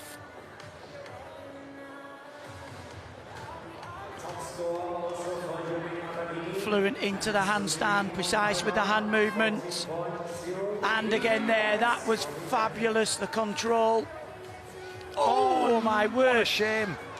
He's done the most difficult part of the routine.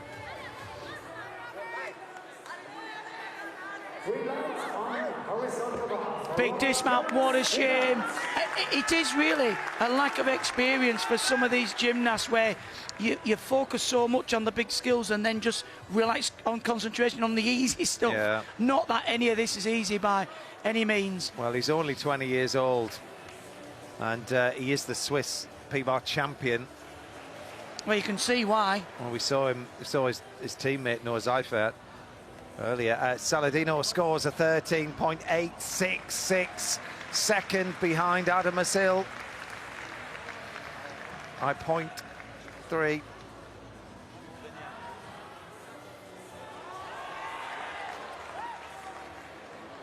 Anthony Monsart of France.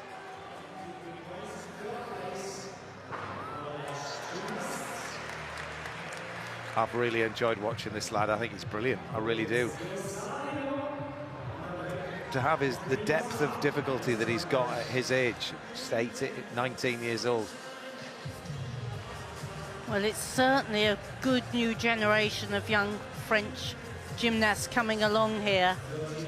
Oh, look, he hit handstand there. That pirouette definitely finished in handstand. Now, what about the releases? The full twist. Oh, that looked easy, didn't it? The full twist in Kovacs. Here's the Kachev, the straight. The straddle. And he really is making sure he's catching at that full stretch. The forward elements as well. You have to swing in more than one grip. You can see the hands in reverse here. And in dislocation, normal swing, resumed, ready for the dismount. Double twisting, double straight. Very nice, classy work there. Phenomenal stuff from the junior European high bar champion last year. He's now up in the senior ranks and he's making his mark, the 18-year-old. Well, it was such a compelling performance, wasn't it? We talk about hitting the handstand. There's a real understanding in that squat dislocate where the handstand position is, catching at full strength. 14-1. Yeah. Brilliant.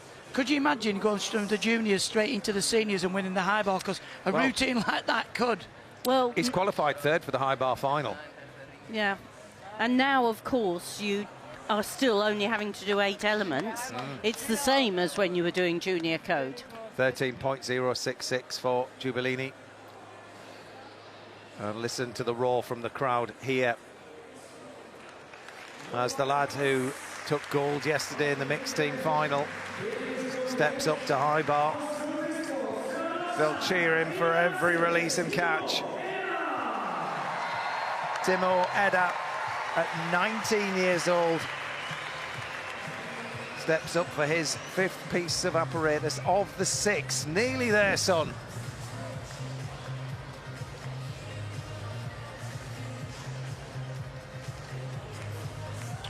Well, that was a good handstand position, a little bit raggy in the legs. Huge full twist in the Kachev, and he'll go again. Another big release. Kovacs in the tuck position. Hovers over the bar on the straight Kachev.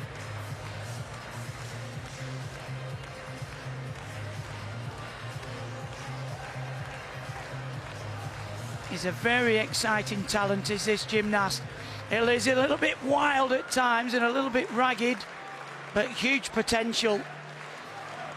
Come on, winds up, big dismount, wraps in, double twisting, double straight. Well, I loved it, I loved it. Give him extra points for bravery. He's got a bit of a look of a young Bill Azurchev, don't you think? Oh, yeah. Yeah. I was just trying to think who he reminded me of.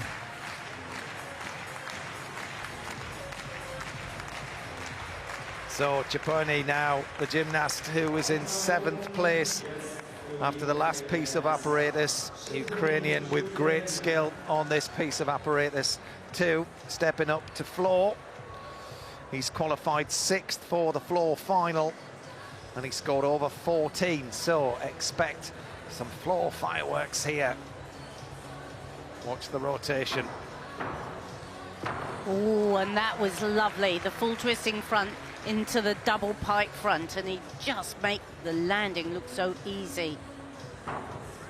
And the double twisting, double back, he's really the master of the perfect landing, isn't he? Oh, not that one. It was the easiest move.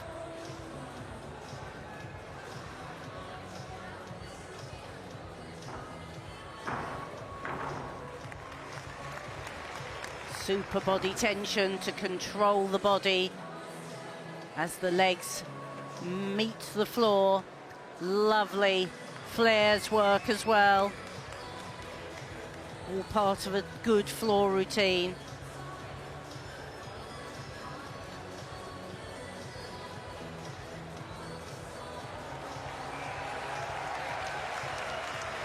Good style, very stylish gymnast.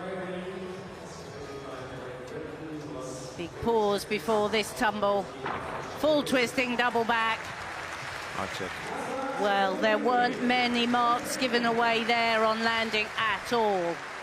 How many places is he going to rise after that? There's one more piece of apparatus left to go after this rotation is complete, as we head across the parallel bars to the Hungarian gymnast who qualified with the second highest all-around score, Christopher Mezeros, 23 years old. He scored a 13.8 in qualification.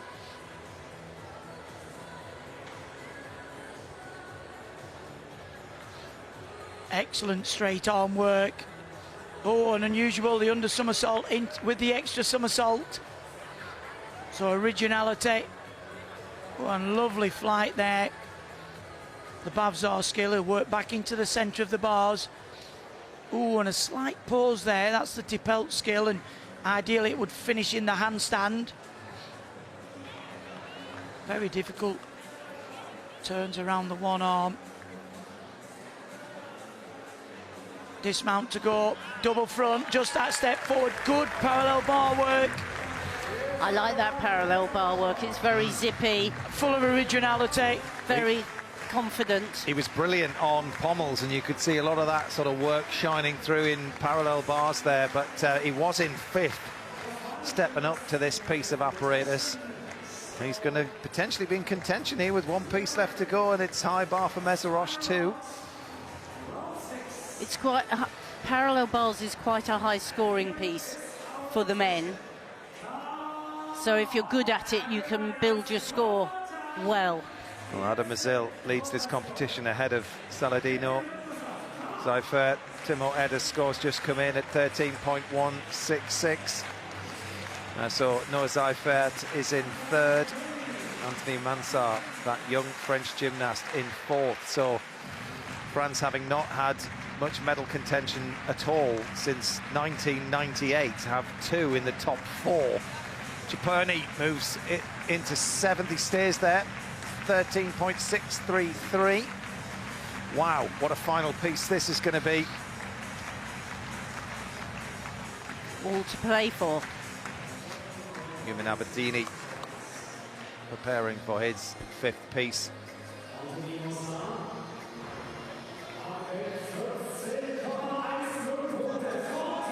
He too is on high bar.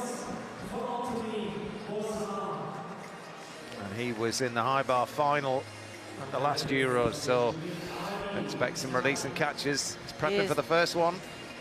Oh, and that was beautiful, wasn't it? Straight over the bar with full twist. And in the tuck position. He gets such height on those releases. And of course, the more height, the more opportunity to see the landing. But that was quite late coming out of the full turn. And a little bit late on the half turn as well. Full turn, that's where most of your deductions go, but that's a nice stoop. And Stolder. Here comes the dismount, very high above the bar. Oh. He flies the highest for me above the high bar. He really does understand. Look at the bend on the bar there, and the idea is when it rises, you pop off the bar. Mastery at work. 14.033 for Yuman Abedini.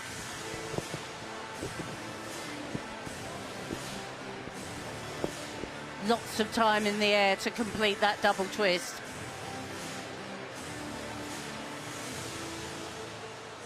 Mezarosh up to third from fifth after parallel bars.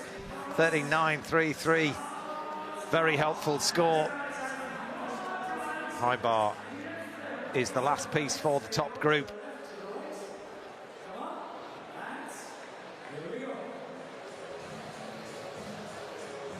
So that's the standings after 5. Adam Azil is ahead of France's Leo Saladino by 0.3. And then Mezarosh, we just saw his parallel bars there, he's 0.1. At 1 mark behind the lead there, the Hungarian in third. And Swiss gymnast Noah Seifert drops out of the top 3. Jamie Lewis is in 11th now. And Luke Whitehouse, 19th. Not the competition that Luke was hoping for, that's for sure. Now, it must be a long time since we've seen a Hungarian gymnast medal at Europeans all around. It was 1992, actually. It was a silver. Craig, who was that? Actually, that was about Barcelona Olympics. So I can see the guy.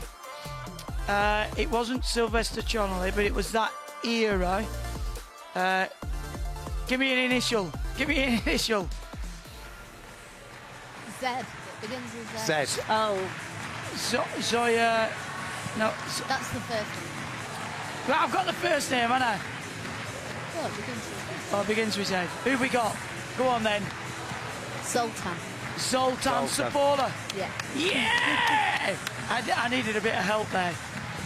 And he ran off to join the circus, believe it or not. 1992. Same era as Sherby. Wow. I competed against Sapola. A bit after 92, though. Well, that just shows you how old I am.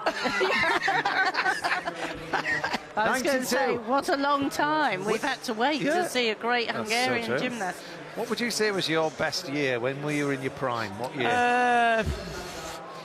I'm still waiting. I would definitely say 2000. Yeah. I peaked probably at the Olympics, hit my PB in that final. So, yeah, 2000, I think. I'm waiting for my second peak now. Yeah. This is it, Craig. Oh, this is it. Is this it? Right. Well, looking at this, I think the problem for France will be he's going to pommels. So I think we could, the drought for a Hungarian medal may be over. But Seifert's pretty decent on the high bar, so it is going to be really tough. I think it'd be Azil's to lose. Oh, Mezarosh, no, he's on high bar. Yeah. Yeah, I think he could move up there. But so Seifert as well. Well, on we go with the last rotation. Casimir Schmidt, you can see there at the front on floor. These are just warming up still, I think. No, we're in the game. We're in the game, and there is Casimir Schmidt now with his second pass. And we saw at a distance the good first pass. He's full of determination and aggression. Full twisting double back. Lift to handstand on the fingers. Good control.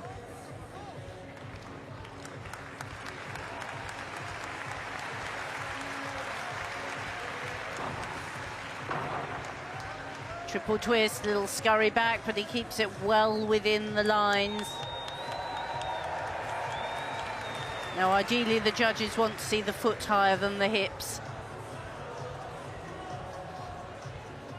But we've seen some wonderful tumbling, double pike there, and that has been a great competition for Schmidt. Yeah, great showing for the 29-year-old. Life in the old dog yet, as they say. So Jamie Lewis for Great Britain wraps up his all-round competition on high bar.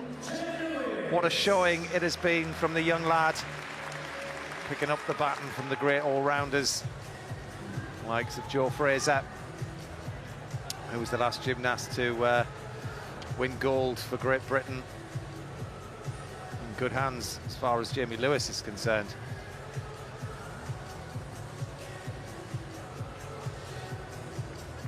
Perfect position, that's what we've been talking about, hitting the handstand, winds up, big release, beautiful in the Kovacs. That's the first. And again with the full turn, it's just a little bend of the arms. Straddle Katchev, lots of variety within the routine.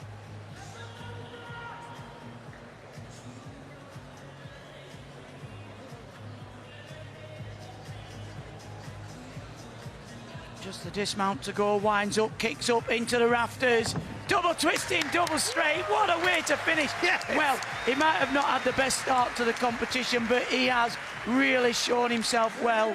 He has, in the fact that he just, well, the last thing he did was crumble. He's just built from there. I mean, it's been fantastic to watch. Absolutely fabulous. Schmidt goes into the lead. Great floor from him. Well, I have to say, I feel Jamie Lewis looks very promising for Great Britain. He's great at pieces that we've not had people so strong at, and I think he looks a very exciting prospect. Well, Leo Saladino was just 0.3 behind the leader, Adam Azil. And he needs the pommel routine of his life. He's certainly impressed us. And he's swinging confidently here. Has to keep his focus, keep those hips high above the pommels. Travelling well. Up into the handstand, into the dismount. That was a good performance. Will it have the difficulty to hold onto a medal? Look at that, his fingers are crossed. He did everything that he could. He didn't give away too much there, but it is going to be pommels versus high bar. Saladino hoping for the first medal from France since 1998, and his compatriot is just beside him on floor. Anthony Monsart in 5th at the moment. He wants the floor routine of his life here. 3.5 twists to start. Hard to land those, but he made it look easy. Running double front.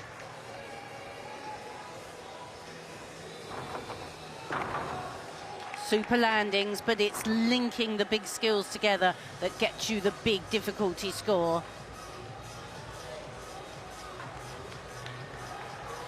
Very nicely prepared, these gymnasts. Good flexibility, lovely handstand shapes. Hard to believe he was a junior last year, isn't it?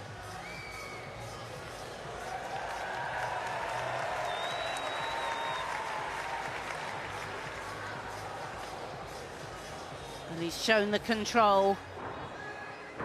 There we go, 2.5 into the straight front. First combination tumble we've seen. But we've seen great landings, full twisting double back. Well, he's laid the challenge down. He's given nothing away there. Gosh, I mean, that was incredible.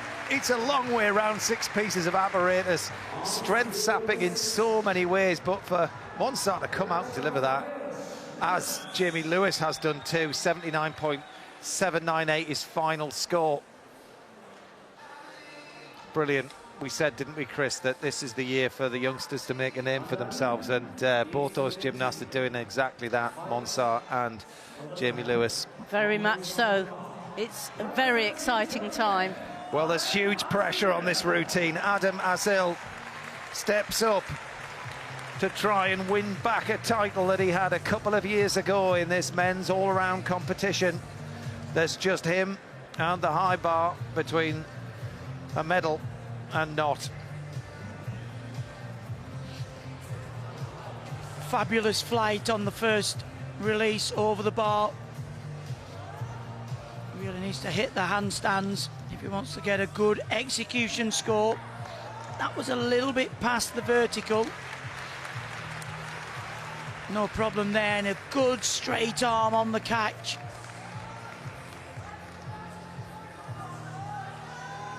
Very secure in this routine. Double twisting, double back, sixth landing. Well, I think that routine will be good enough. I mean, if he takes the title again, fantastic performance. Well, there was 0.3 between him and Saladino, who was over on pommel horse. It was Saladino's pommel horse versus this routine. It wasn't the hardest high bar routine that we've seen today, but it was executed well. Well, he's given it his all. He couldn't have gone any better, really. He maximised his really good pieces, and he's made sure that the pieces he doesn't find so easy have been good enough. It's got to be good enough. Surely it's got to be good enough. It looked so neat, and that dismount was perfect. But there was just one part yeah. in the routine, but the rest of it, full extension on the release and catch. Yeah, I think that's going to take it for me. Well, Saladino has scored 12.866 on pommel horse, finishing with 81.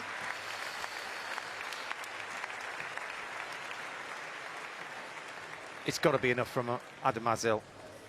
Well, we've got Mazarosh and Seifert to go, which could push Saladino out. Human Aberdini, he's a great floor worker, is Aberdini.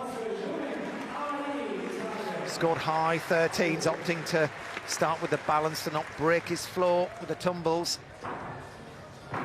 Oh, how surprising. He's looked so strong and secure, just opened at the wrong moment. Oh, and another not very secure looking landing there. That's better. He looks to be jumping well, but has not been so precise on those landings.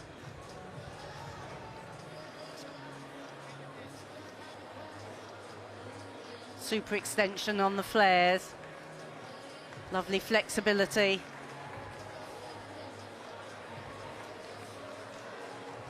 And super control. The ingredients of a good floor routine.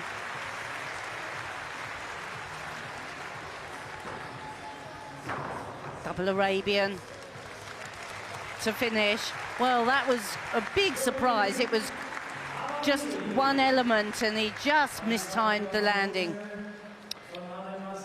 Very uncharacteristic, actually. Normally very good on the floor, but again, if the first element doesn't go to plan, it's really unsettling. Monsar scores 81.098, goes, well, it says second at the moment.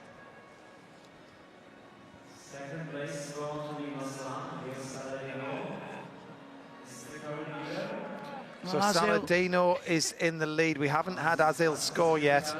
And then Monsar second, but surely Adam Azil has to go into the lead. He's seen the scoreboard. It's in. Yes, he's gone ahead by 0.968. It was a huge horizontal bar routine, 13.5. Oh, everyone's celebrating. He's won back the title that he grasped in 2023, got a bronze in 2022, but he's the golden boy again. Well, with 2 to go as well in that final group, but I think you're right, Matt. Oh, yes. Is that something else I got right? Joel Platter. Today? What's that? I must have got that right today about Azil. There's a few more left to go. No, I win. Joel Platter now on rings. And he's another gymnast that's really performed well. Needs the feet just a little bit higher on that planche. Controls the top of that swing. A little soft in the back on that handstand. Swinging up into the dismount, double twisting, double straight, a lovely big dismount, but not quite the strength work we've seen from some. But a great competition for him. He has, Christine. He's had a great competition. Good camera angle there. Back up rising to the straddle top planche. You see, he winds up into the big dismount. Double twisting, double straight. Well, I reckon low 13s. He was in 6th. He's moved up to 4th at the moment, but there is still a few more gymnasts left to go, but surely none of them can catch Adam Azil.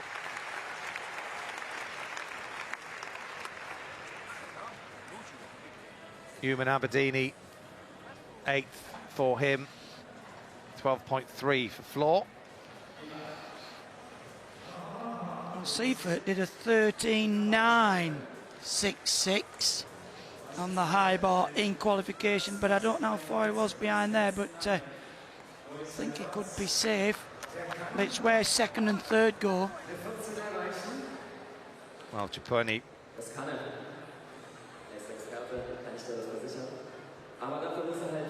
his final piece is Pommel Horse.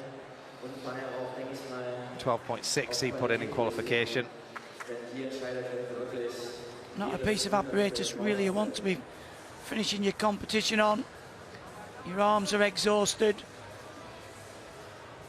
He's got a great circle, just a little hesitation there, but he did well. Keep the momentum.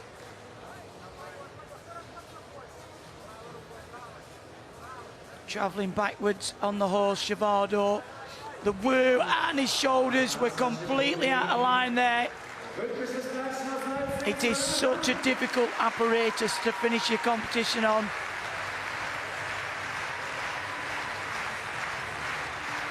He's got a great frame for pommel horse as well. Not too bulky in the shoulders. You could see there, once the shoulders had gone out of line, impossible to stay on, Christine.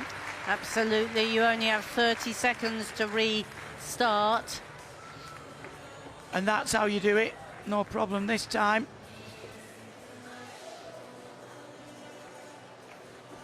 Up into the handstand. Oh dear. Pirouettes at the wrong side. Yeah. What a shame. Apart from the pommels, he's had a great competition. He was pushing all the way through. So Adam Azil is way out in the lead, but Saladino and Monsart, how comfortable are they sitting with the gymnasts that are left to go? That's the question. There's some that can really challenge. I don't think he can bear to watch. No. That Mansard has really impressed us, hasn't he? Brilliant. Junior up into the seniors, currently in 3rd place. Yeah. With a few gymnasts to go. Well, Luke Whitehouse finishes his all-around bid on high bar. It's not going to be the last we see of Luke.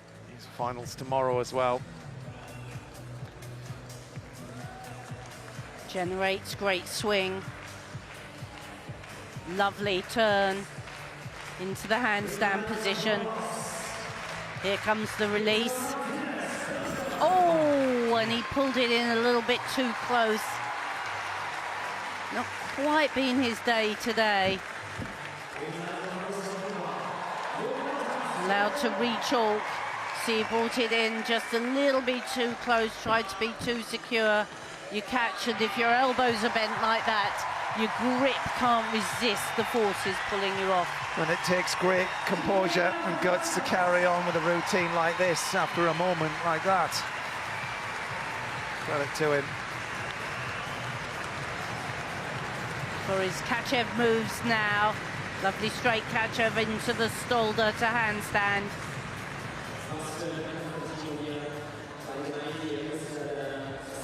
Double straight dismount. Well, not his day, as you said, Chris. Not quite his day, but I'm sure we'll see him back. He started with a great floor routine and showed lots of promise on all the apparatus. Just didn't quite come together for him today. A valuable experience you know, as we were saying before, Craig, you know, you get these competitions that teach you a great deal. It is, and I think it's in this sort of not no man's land, but he's transferring from being a specialist on the floor to an all-round gymnast, and it takes a big ask to go from a specialist to an all-round gymnast, and mentally he's got to get back and prepare himself for tomorrow. That'll be the big test. Ciccone scores an 11.866, proof that it happens to the best of them. Finishes on 78.998.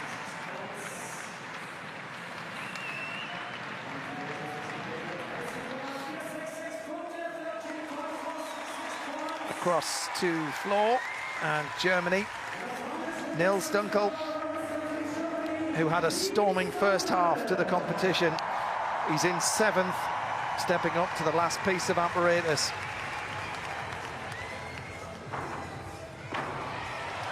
Oh, that was a perfect landing for the first element. Double front. 2.5 straight front.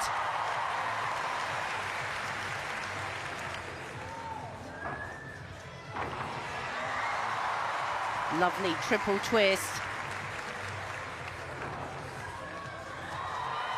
Very stylish gymnast.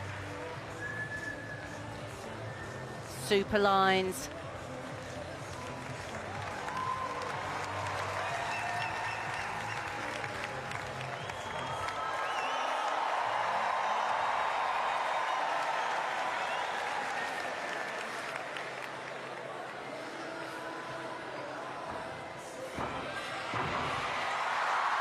One and a half twist into full twist. Not quite the difficulty we've seen sometimes, but a good full twisting double back to finish. He really has worked a great competition today. Well, if there's an award for somebody that's enjoyed the competition the most, it goes to that man right there. Yeah, he's given every single one of those German spectators something to cheer for.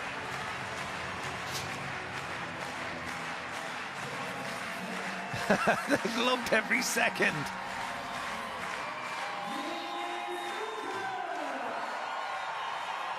Some good work in there at times as well, Christine, don't you think? 2.5 into the straight front somersault, and then finish with a full twisting double back. Big finish.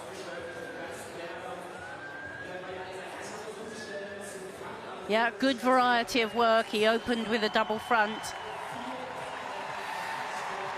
Luke scores a 10.833 after that fall on high bar.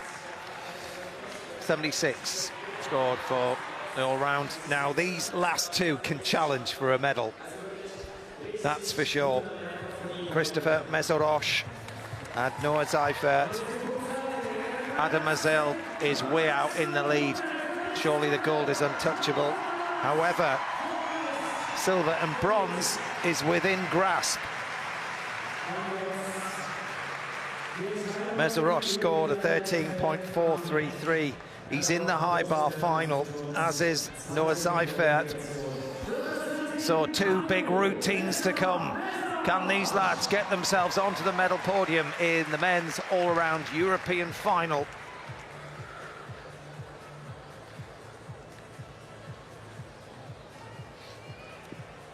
It will go down to the wire, that's for sure.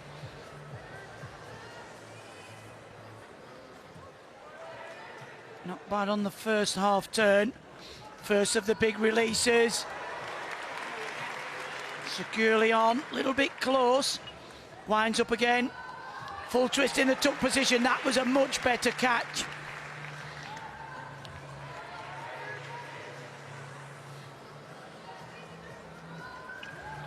Release and catch number 4. This gymnast oozes style. Really is the complete package. Love to see him be rewarded with a medal for his efforts today. Just a dismount to go, come on. Winds up, kicks in, double twist. What a performance. I don't think he could have done any better than that. Can he get himself on the medal podium for the first time since 1992? It's a long time since Hungary have seen one of their gymnasts on the all-around podium. Is the wait over? A long time before he was born, that's for sure, when a Hungarian gymnast last took an all-around medal. But Look at the form. I was going to say he's got great style. Stylish, yeah. Very, very stylish gymnast. And his physique is built for the all-round competition. Can't wait to see him in the years to come. Fourth as it stands for Nils Dunkel. You can't believe it. Well done. I mean, sterling effort. We're applauding you, mate, honestly.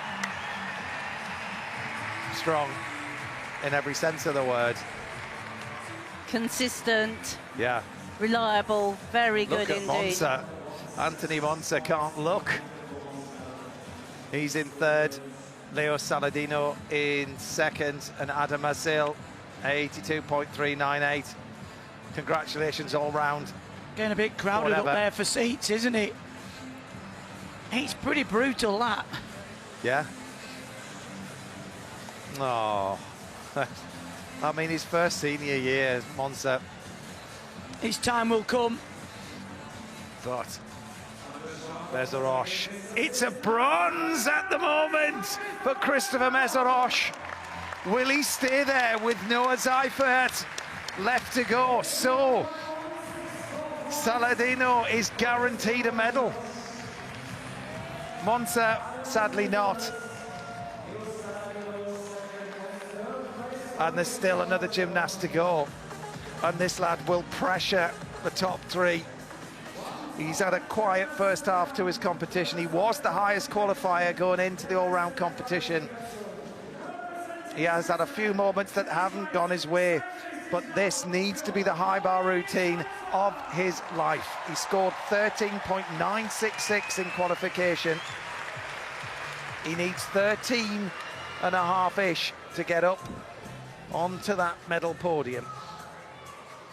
It's a big routine, big difficulty, big jeopardy. That was nice. Full turn.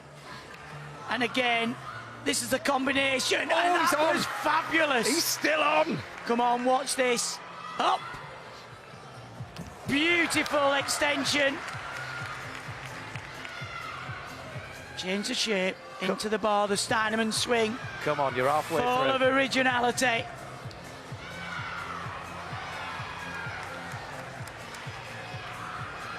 Just needs a dismount. Oh, hands down. That's a full mark. Oh my God. Oh, I cannot believe that.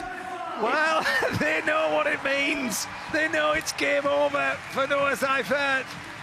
But there are your top three. There's no question about that. He went all out for the medal podium. But sadly, as has been his competition, those moments are just too costly. Well, he went for everything, didn't he, Christine? I mean, he did entertain us. He did, and actually, he released a little bit long for a triple. Yeah, there was a bit of a stall before he kicked his knees in. There was a bit of a stall, yes. I was surprised that I thought, oh gosh, he's doing a double twisting, double tuck.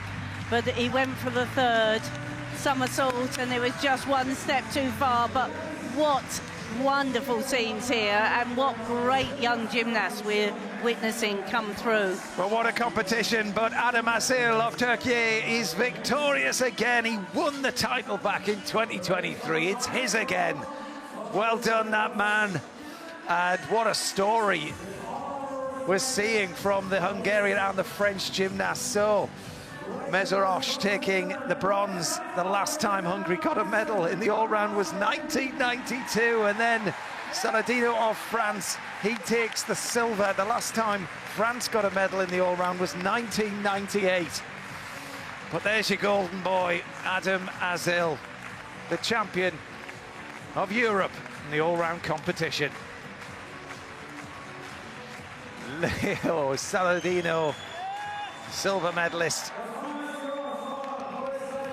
Look at that score with a full 13. He'd have got a 14. That was been a huge high ball score. There's going to be a real battle with these gymnasts over the next 3 or 4 years, isn't there? listen to what it means, the roar from Adam Azil. Well, he's been absolutely pumped up all evening. In my mind, I questioned whether he could control all that adrenaline, but he's certainly managed to channel it correctly, and really, he hasn't put a foot wrong. Yeah, the 26-year-old back on top.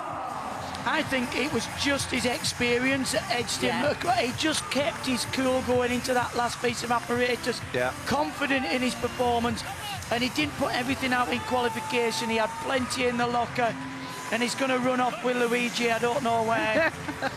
Well, but enjoy the moment. He took the title by 0.968, so he was almost a mark ahead of the rest of the field, but it was really, really close between Leo Saladino and also Christopher Meszaros, less than 0.2 between them, but there's confirmation that Adam Azil is yet again the all-around champion of Europe. Leo Saladino, he takes the silver medal, and Christopher Meszaros the bronze. Anthony Monza just tense behind as well, but what a performance from Nils Dunkel in front of the home crowd. He finishes 5th, and Noah Seifert after that, hands down, way down the field in 6th. Jamie Lewis from Great Britain finishes in 9th.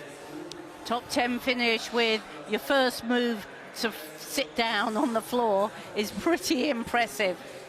Yes, absolutely, and Luke Whitehouse didn't have his day at all. Finishes 22nd, but he'll be back tomorrow. He needs a good night's sleep, that's for sure, in that floor final. Yeah, and as I said, I don't think he should be too hard on himself.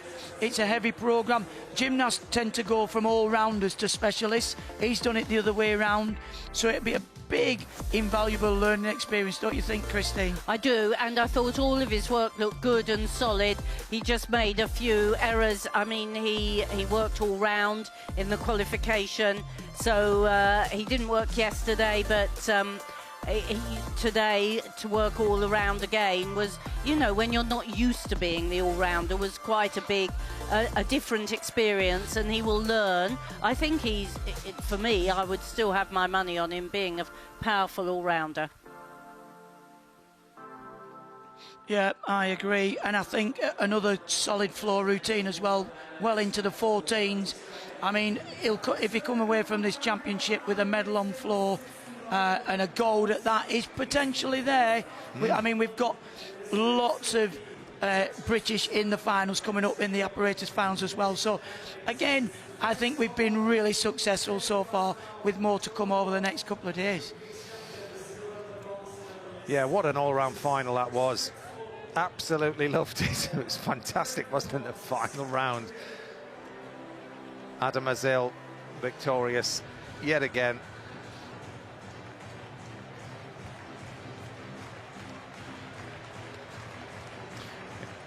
Yeah, talking of the GB finals, we've had Luke Whitehouse and Jamie Lewis there in the all-round. We've got Harry Hepworth, that is, and Luke Whitehouse tomorrow on floor. Harry's got a final as well on rings, and Courtney Tulloch is on rings too. And then we'll also be seeing Jake Jarman and Harry Hepworth on vault, and Courtney Tulloch on parallel bars.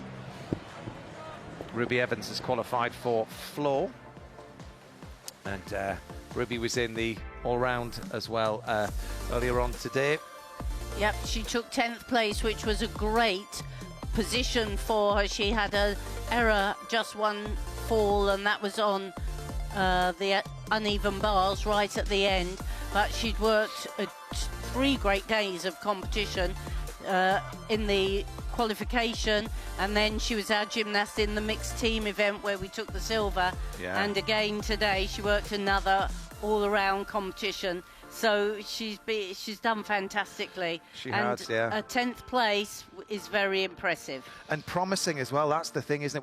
When you actually watch closely the performances, what's happening, what they're doing out there, you know, they're not far off that top spot, because it's a couple of falls which, you know, on sometimes if you're not having your day, happen. Yeah, absolutely. And like Jamie at 9th, Ruby at 10th, they're young gymnasts who you hope will build from that. With falls. Yep. absolutely. And that's incredible when you think of it like that. And it's great actually to know that the strength in depth is there. It's coming through. He's just been patient, and you've got to go through this stage in your career to be able to put that into practice. You have to have those moments in international competition. Yeah, absolutely. Well, I think back to Alice Kinsella's first Europeans, which was 2017, where she also came 10th, and she built from there to achieve many medals. So I'm sure these young gymnasts will do the same. Well, we hope you've enjoyed the competition as much as we have. It's been a brilliant day of all-around gymnastics. Tomorrow it's the turn of the individual specialists, so we hope that you can join us. We'll be on BBC 2 at 3 o'clock. But from myself, from Christine, Craig and Beth in the corner, good night. See you tomorrow.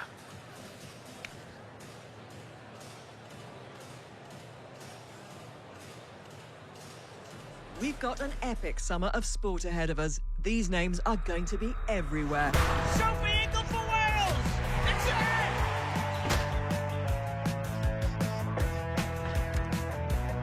This is turning into the monster shed. It's a lifetime best for O'Connor. It's Lauren James! Oh! Going yourself, Ellie Kildan. She's a sidestep. Beats the fullback. You froze the funny. Ellie Kildan. I can score with a shot. What a superstar. Ellie Gildon. Oh my God. It's a cruisy win for Coco. But it's Eilish McColgan who takes the headlines here. The BBC Sports Personality of the Year, Keely Hodgkinson. Join us this summer, where names will be made, here on the BBC.